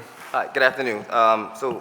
First question I have is regarding, could you tell us the number of full-time positions in your department that are civil service versus exempt?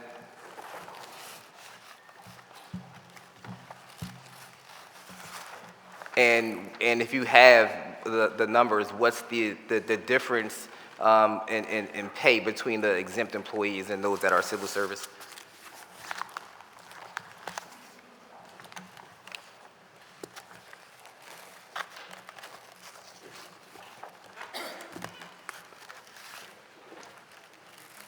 Here we go.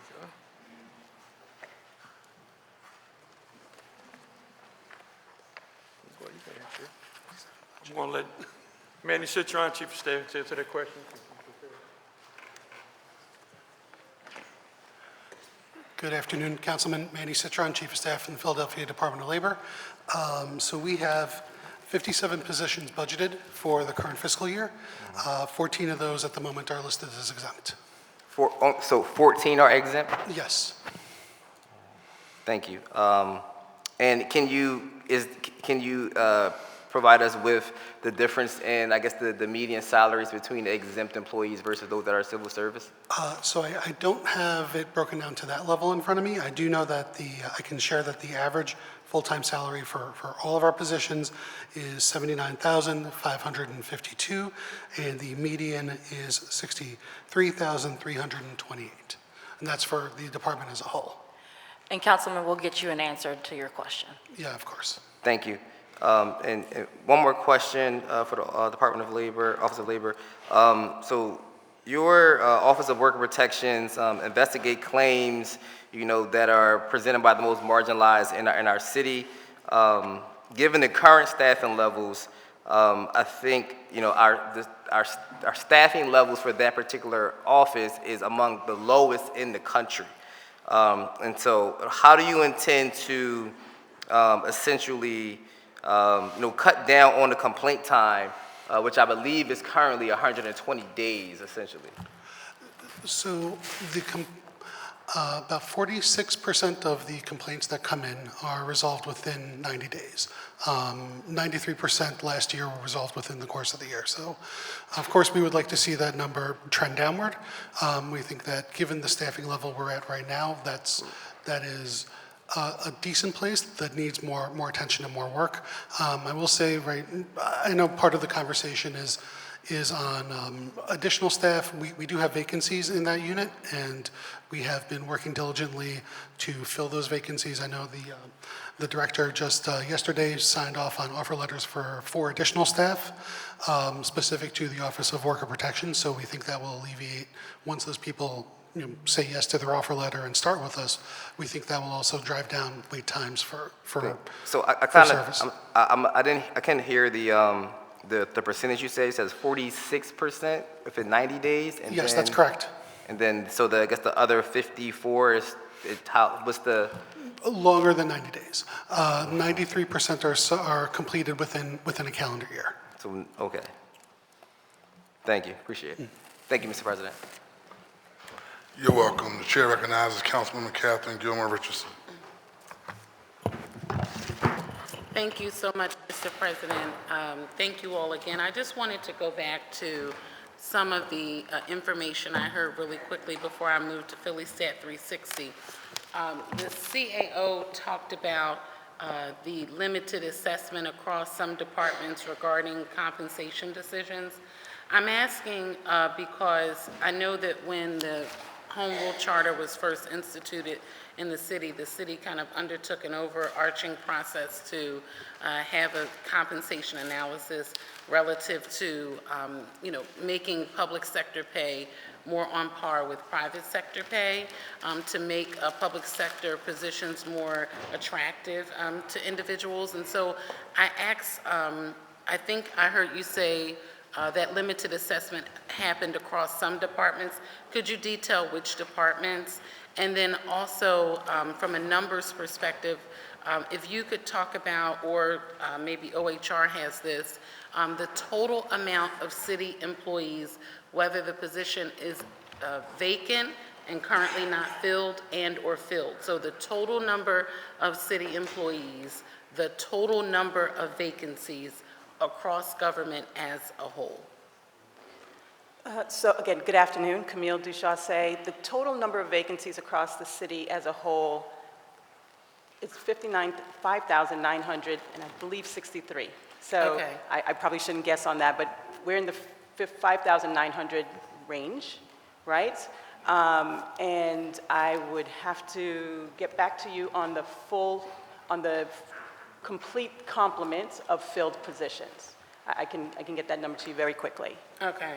In terms of the original question, I do not know every department that was part of the compensation assessment. We'd be happy to have a conversation with you and share the findings of that to include what departments were included in that assessment. Okay, that would be great. I would definitely be interested in having that information. You said also you were talking about bringing back 4,700 people, right? Is that correct? Roughly. Okay, and those positions are the type of positions that you cannot work from home. Is that correct? No, I'm sorry. I may have confused the number. There are 76% of the vacancies that we have. So of the 5,900 vacancies, 76% of them are in positions that cannot work from home. Okay.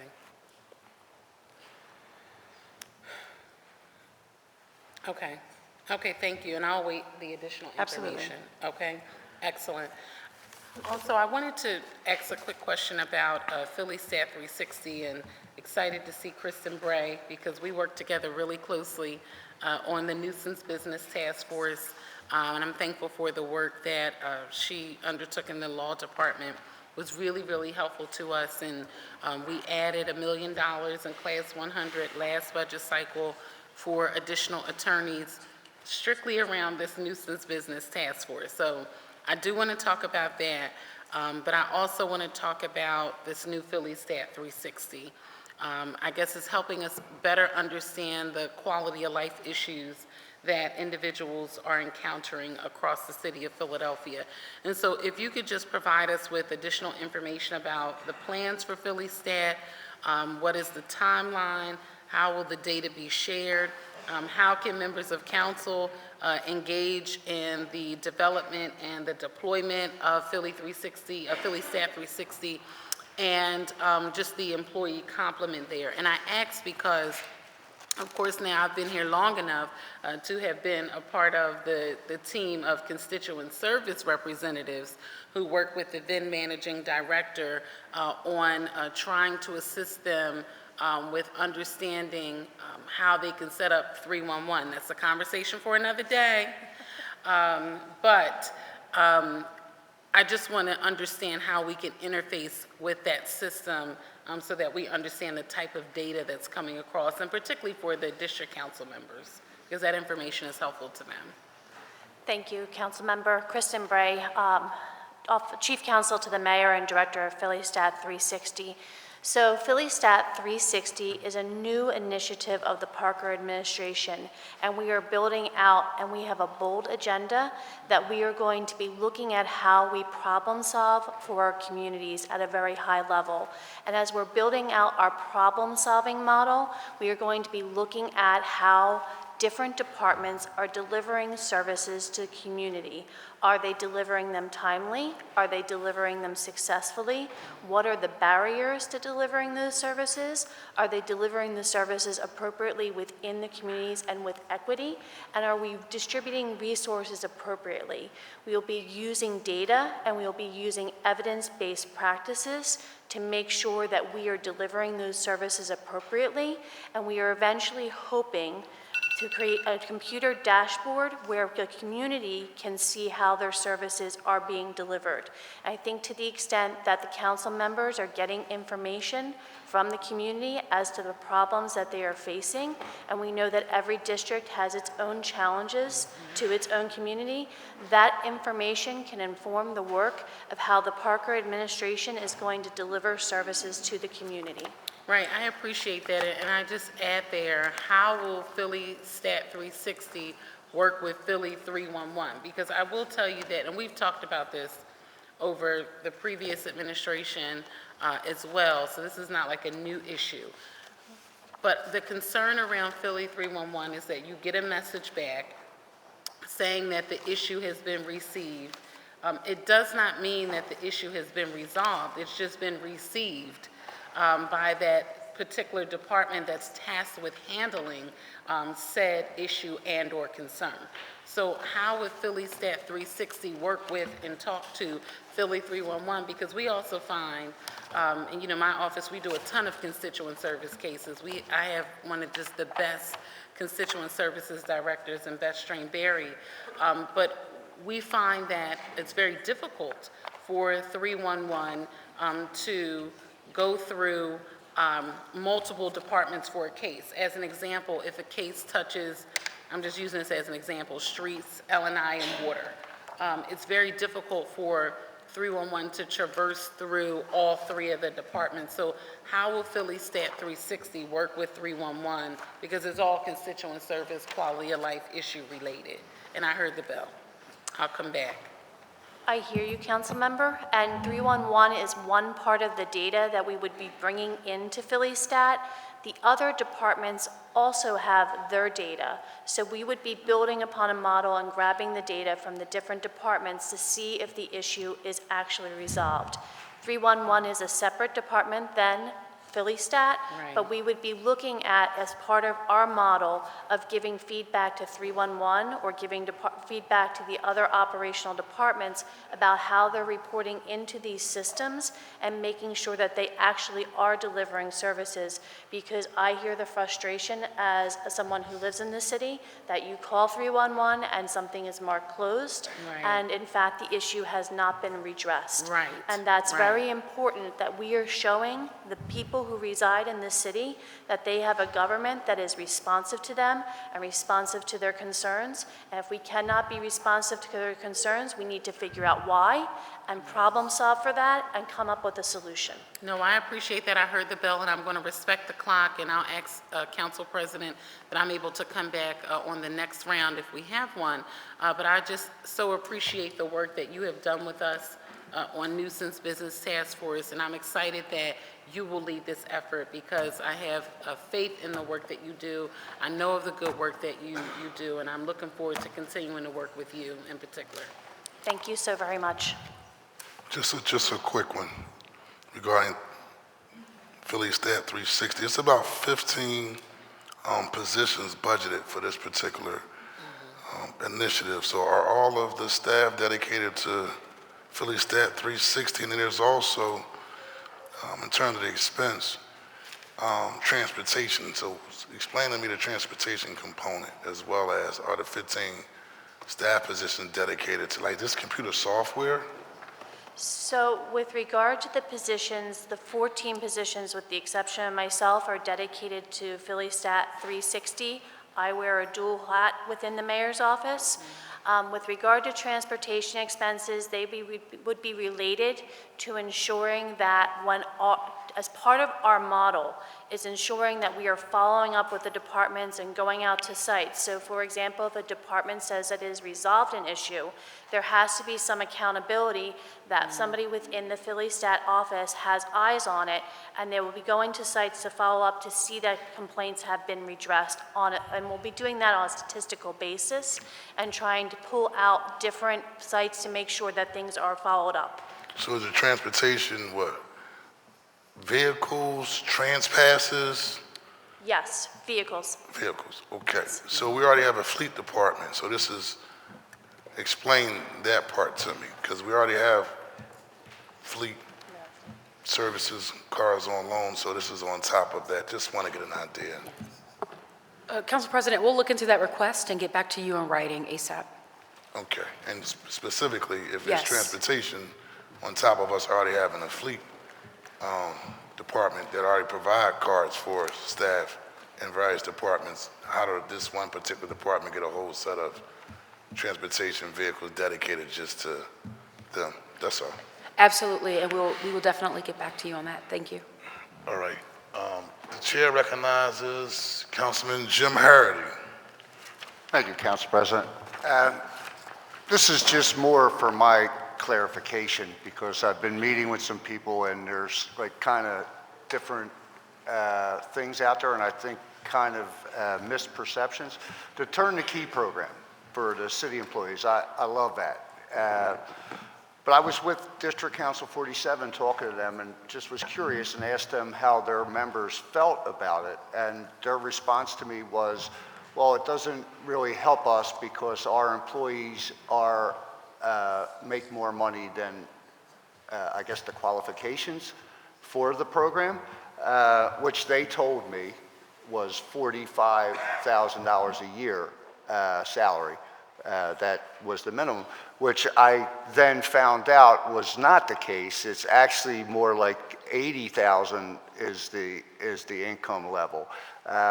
What are we doing to kind of get the information right out there for our employees? Because I believe this is a great program that could help a lot of people that work for the city be able to afford the city, because we all know that there's been a study. It says if you're a single parent with one child, in order to be able to afford to live in the city of Philadelphia, you have to make $37 an hour.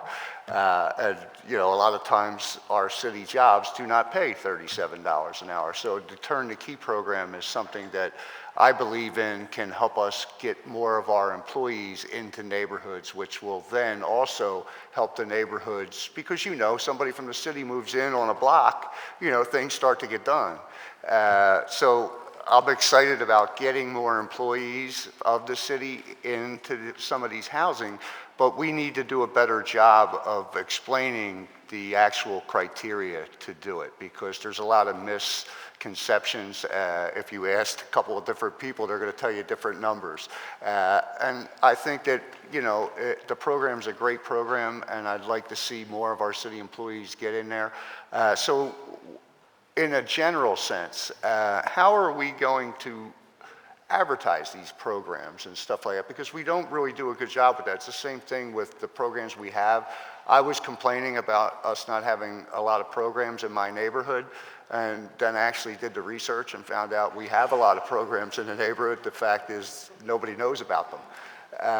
So, you know, my question is, how's the city going to go to try to explain some of these good programs that we have, and how can we get more of this information out there? Councilman, thank you for flagging that. That is something that the mayor has talked about and is something that we're going to be working on. Right now, there is a marketing campaign around Repair, Restore, Renew, billboards, other ways of getting to people. Turn the Key absolutely needs to have some more research. You know, the mayor was talking about ways to get that out to the municipal unions. Councilmember Young, when I sat with him, also said, you know, 1199C should be knowing about this. PFT should be knowing about this. So absolutely, we need to be doing a better job, especially through the unions when there is a preference for city employees. And yeah, it is up to 100% AMI, so there's an awful lot of city employees who are covered by that. And we need to be doing better. That's part of that was the other thing, right? AMI, yeah, you yeah. know, some people, oh, no, you know. But it fluctuates and it only goes up. So that's one of the things that's important. But this is one of the things that we're talking about as we talk about getting these programs into more hands, as it's going to be unveiled at the 100-day on April 11th. So these are things that we're talking about. These are things that are in the works, and we absolutely need to be doing a better job at it. So thank you for flagging that, Councilman. Okay. And then the only other question I would have is for Perry, if he's still here, Virgilis. And it's not very, you know, the Department of Labor, not many people understand what they do, and what I would like to know is what Perry thinks the department's accomplishments have been in the last few years, and after that, what he thinks should be a goal for that department going forward. Good afternoon, Council President and members of the council. Councilman Harity, first of all, thank you for that question. I've been blessed to inherit this amazing Department of Labor. But for those that don't know, there's actually two programs. The first one is Labor and Employee Relations, and the second one is Labor Policy and Compliance. Some of the accomplishments that were accomplished for Labor and Relations: the Office of Employee and Labor Relations conducted 146 standard and customized training sessions and trained 8,758 city employees. Additionally, training was also provided to 100 Philadelphia Parking Authority employees. As the city well knows, employees are the foundation and the strength of any organization. Training employees properly is a primary responsibility for the ERU. If managers, supervisors, and frontline employees are not well trained or are working unproductively, the city is in a deficit. It's essential to train employees regularly with relevant and accurate information to ensure they are performing their best work. In assessing and addressing operational needs, the ERU implemented 3 new citywide training programs: civility for all employees, FMLA, and ADA training for managers and supervisors. The response has been robust, resulting in an increase in interest, registrations, and attendance. Thus far in FY24, 421 employees have been trained compared to 382 trained in FY23. The LRU also has successfully negotiated the following contract extensions: Fraternal Order for Police, Sheriff's Office and Register of Wills, and International Association of Firefighters Local 22. On the Program 2 side, Labor Policy and Compliance. Program description is: this program contains 2 units, Labor Standards and Worker Protections. The Office of Labor Standards enforces standards of compliance on city contracts consistent with the Federal Davis-Bacon Act and Chapter 17107 of the Philadelphia Code, as well as monitoring workforce diversity on all city projects. OLS enforces labor laws including Chapter 17107, Contract Labor Management Relationships, and 1600, Economic Opportunity Plans.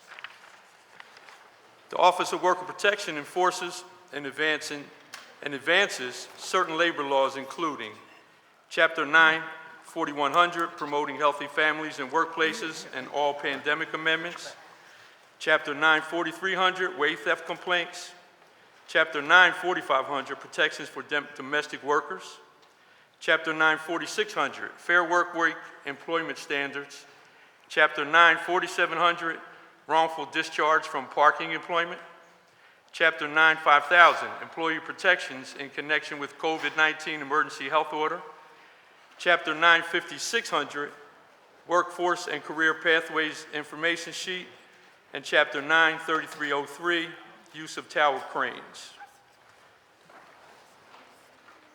That's it for our accomplishments for the year. But as stated earlier, first of all, Councilwoman Brooks, thank you for that additional funding that allowed us to be able to fill a lot of the vacancies that we had. And additionally, it's going to allow us to be able to fill the last 6 vacancies that we have left. In filling those vacancies, I look forward to continuing the progress that was made in the previous year, expanding our workforce internally, and being able to even more make sure we enforce these laws the right way. Thank you, Harry. If you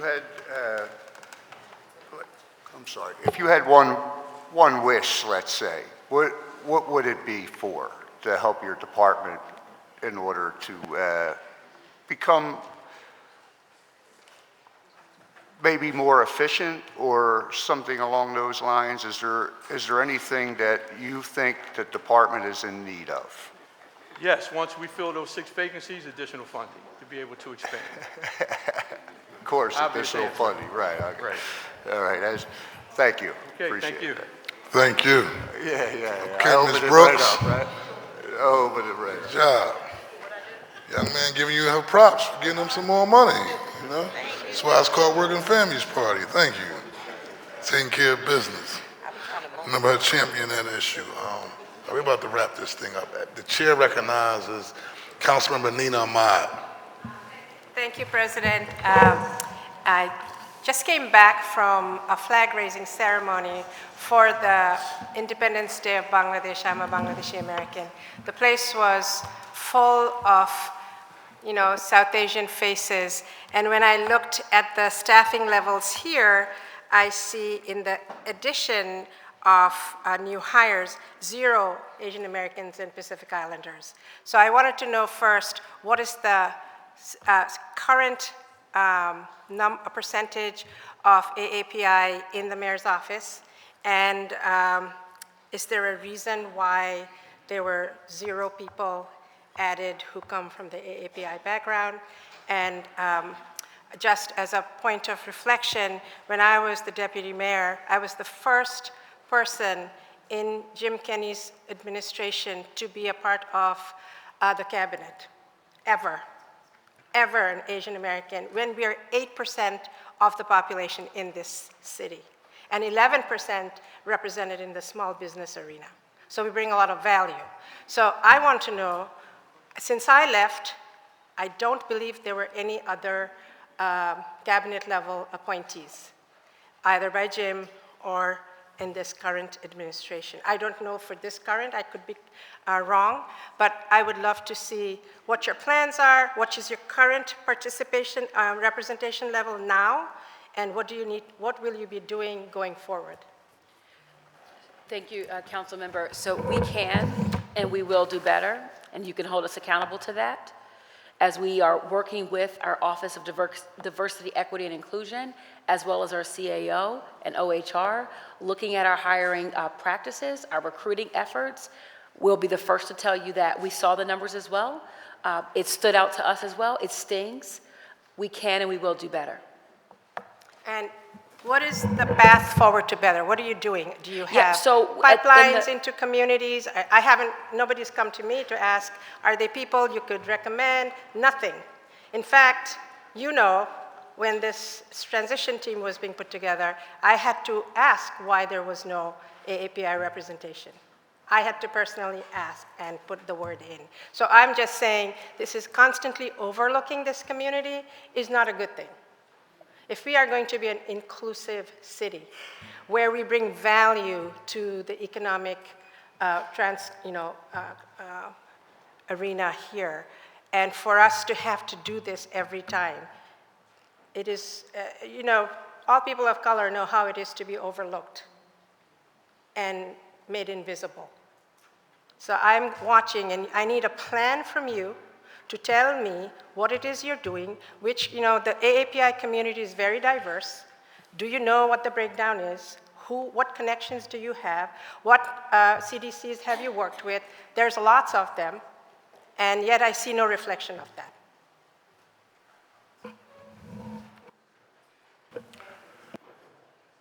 You're welcome. The chair now recognizes Councilmember Nicholas O'Rourke. Thank you, Council President. I'm happy and share Mayor Parker's commitment to a clean and green city. It was probably one of the things I clapped the hardest and loudest for during the budget address. I hear and resonate with the focus on clean Philly, as we all should, but I don't hear as much, or not as much as I'd like, around the green piece. I think someone else said that a little bit earlier as well. Can you speak to some of the key capital investments that help Philadelphia be prepared for climate disasters in a warming world? This is something I was thinking a lot about throughout the course of my own campaign, and even in our own office, is the ways that we're developing and building out the city to be able to mitigate the mounting effects of the climate crisis on our infrastructure. Can you speak to some of that? Thank you for that question, Councilman O'Rourke. I'm going to invite Liz Lankenau from the Office of Sustainability to come join us.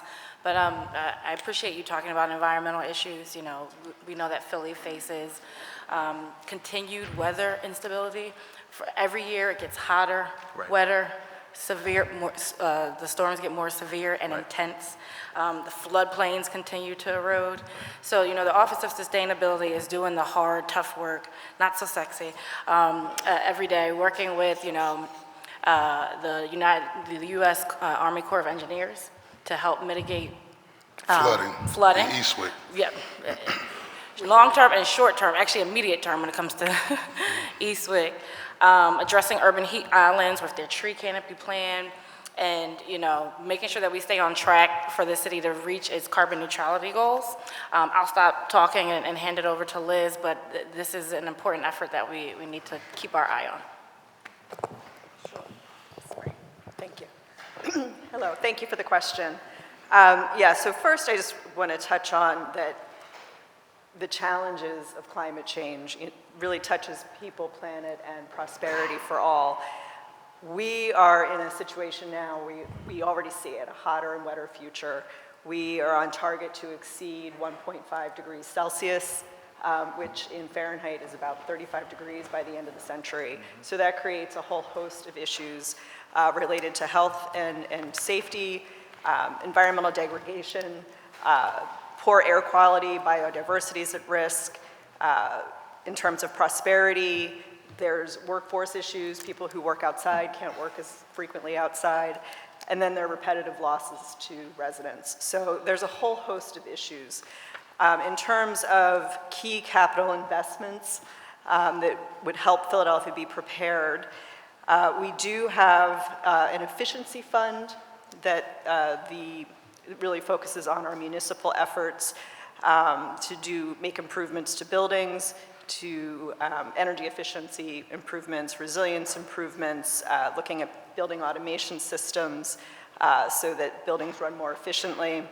And then we have EV charger and solar upgrades that are part of that fund as well, LED lighting in city facilities. So a lot of our work is leading by example in terms of both our efficiency fund and our climate resilience fund.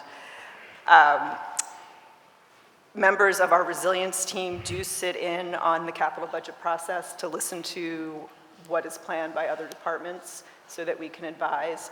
We do have an environmental justice and climate resilience working group that is new, and that is a cross-departmental effort to really listen to what departments are worried about in terms of climate change. As Ms. Harris mentioned with Eastwick, we are seeking to install an interim flood barrier to sort of do a proof of concept to understand how a temporary levee-like structure would alleviate flooding. It's a little different than a permanent. A temporary what structure? Oh, it's called a HESCO barrier. That's the proprietary name, but basically these are soil-filled components that would form a lower wall than a typical levee, but yeah. So we are looking to get funding for that through grant funding as well as, capital ask. And then through the Community Development Block Grant Disaster Recovery Fund. With that, we look to our partners in OEM who are leading the hazard mitigation plan. There's an update that's on the horizon.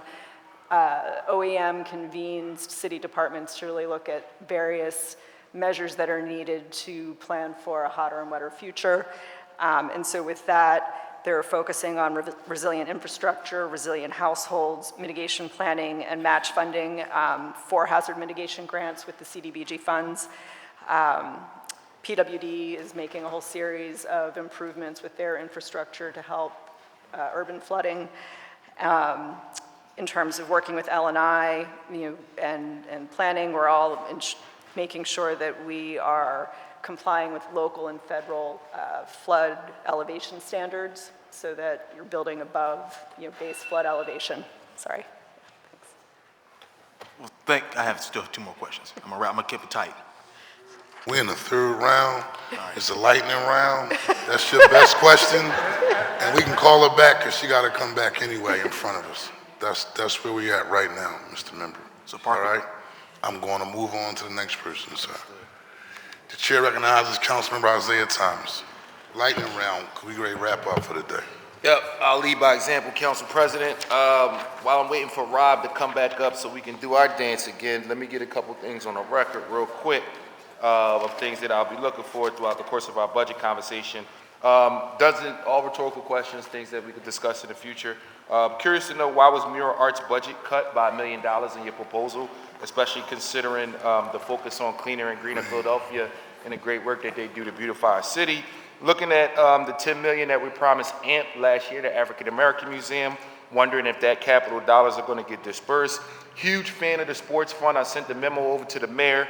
The sports fund is a phenomenal idea. We started something like that last year in last year's budget, hoping to continue that work. I wanted to ask you a little bit about preparation for 2026 and revenue that we plan on spending and plans that we have for that, especially considering the lack of information around arts and culture. So we would love to see the marriage between arts and culture community and the plans for 2026. Vanessa, I'm a little concerned about the youth stipend situation, thinking about the fact that some kids we know quit after some time. So what does that look like? So I look forward to that conversation. And of course, information around what myself and Councilmember Landau discussed with carbon neutrality by 2050. My question to be answered.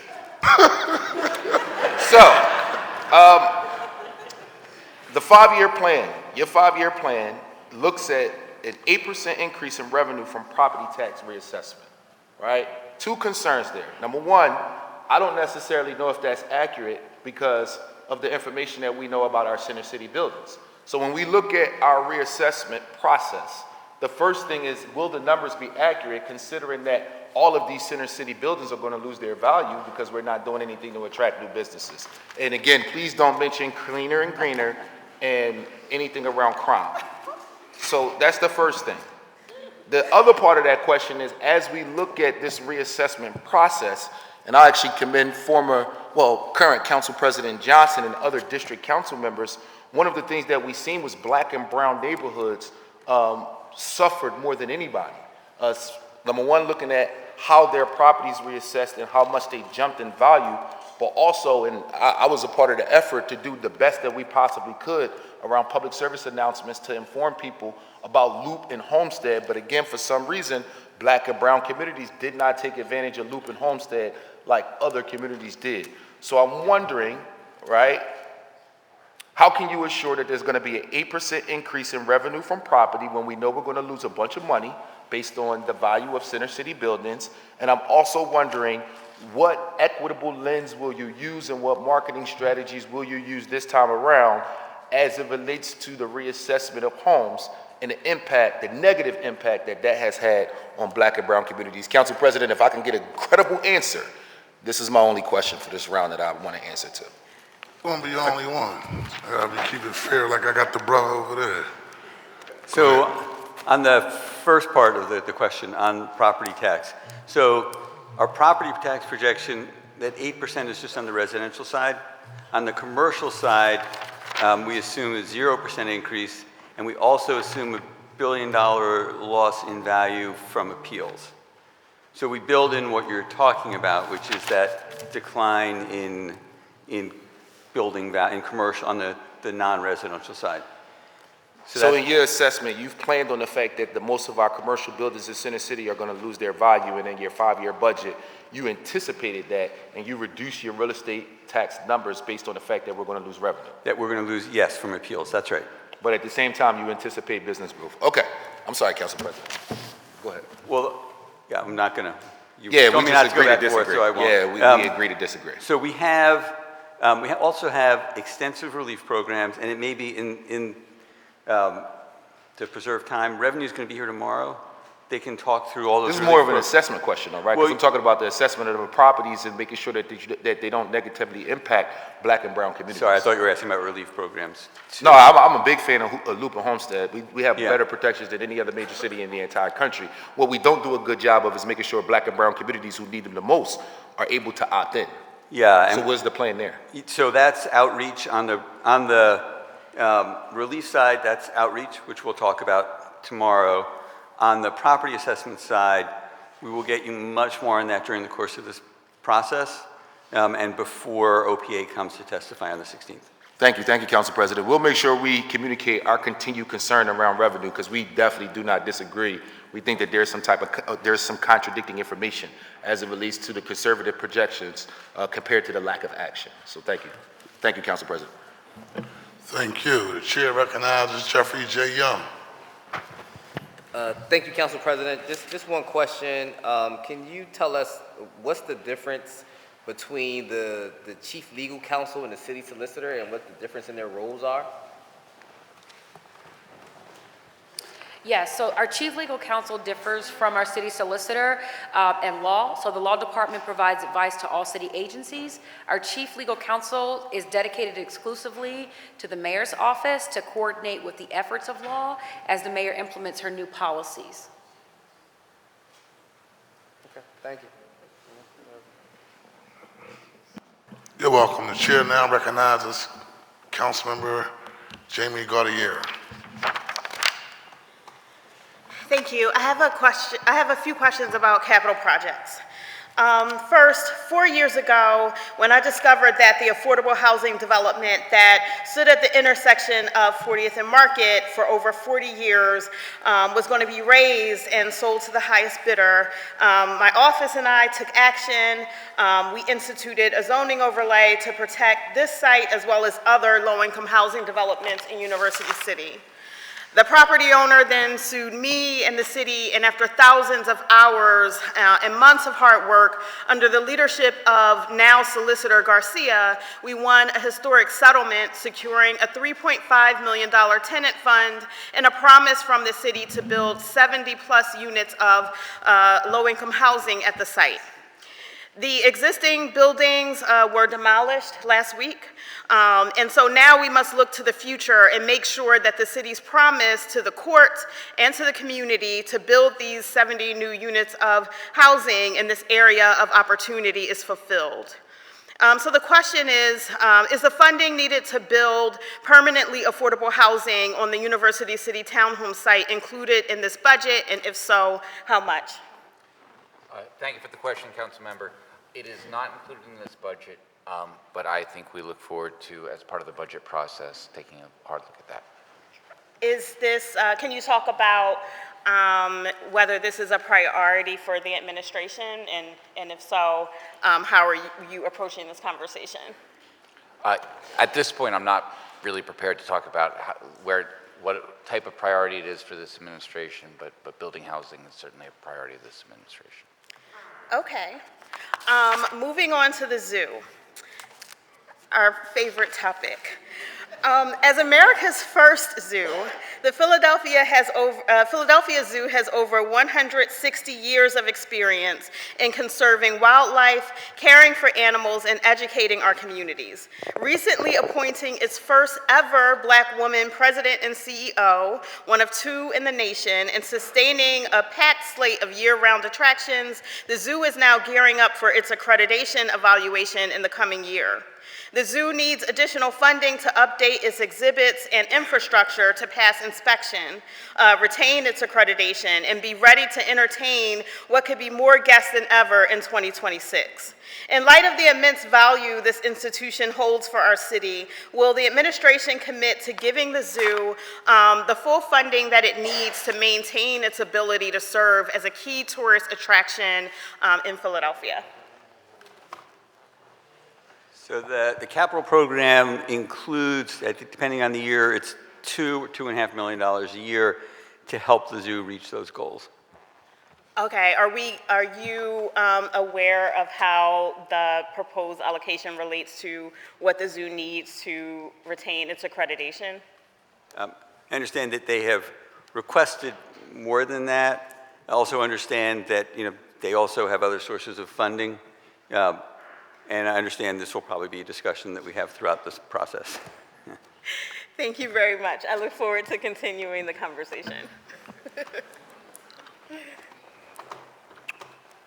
So I'm gonna go back to a real quick one. I'm gonna defer to Councilmember O'Rourke, real quick. A quick one. It should be noted that members want like 5 rounds, so we're here to do our business before we wrap up. Thank you for your graciousness, Council President. In brief, why are we cutting the Office of Sustainability budget by 28%?